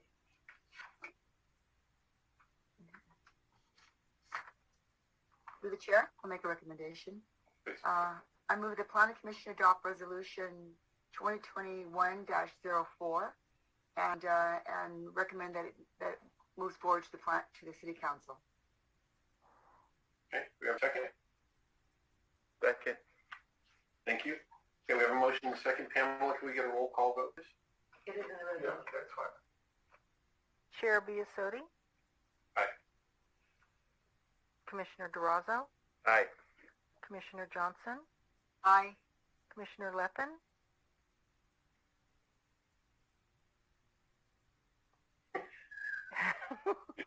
Sorry, I can't scroll through my PDFs to find the next one. Aye. Great. Commissioner Madden? Aye. Motion passes. Okay, thank you. So, item 4B, the adoption of the resolution for the City Council to approve the vesting tentative map architectural review permit. Does anyone want to make a motion on that one or comments? I have it in front of me. If you want me to do it, I'm happy to let someone else do it. Move Go forward? right ahead. Go. Okay. So I move that the Planning Commission adopt Resolution 2021-05 with attachment 3, recommending that the City Council approve a vesting tentative map, TM 19-001, an architectural review permit, AR 19-004, and developmental agreement, DA 21-002, subject to the following recommendations as presented. Thank you. And do we have a second? I'll second. Thank you. We have a motion and a second. Pamela, can we get a roll call vote, please? Chair Biasotti? Aye. Commissioner Durazo? Aye. Commissioner Johnson? Aye. Commissioner Leffen? Aye. Commissioner Madden? Aye. Motion passes. Thank you. Thank you, everybody, for all your hard work on this project. Staff, YouTube, the consultants, the commission, thank you, everybody. It was a lot of work. Thank you very much. All right. Item 5, selection of architectural review members for September 16th. I'm available. Sure. And thank you. Oh, all right. So without me asking, so I see Commissioner Johnson and Commissioner Durazo. Can I have one? Well, do we need to bring Commissioner? Oh, you're right. Are they still with us? And to be back I with forgot. I thought they'd be gone by now. us. Madeline, can you bring them back? Thank you. Will do.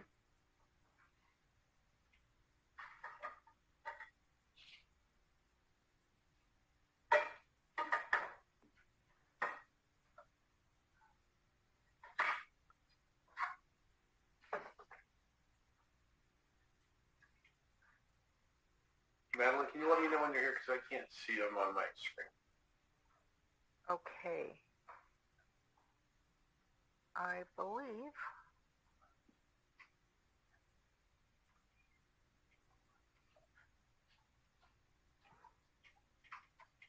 Keep in mind there is a power outage. I don't know how widespread it is, but Yeah. We see Commissioner Morgan coming back. Now, do we know if we still have a vice chair with us? I don't see Vice Chair in the room. Okay, well, we tried. Maybe the power outage also affected him. As we were taking volunteers, so I have noted Commissioner Johnson and Commissioner Durazo for the September ARC meeting. I just need one more person and a backup.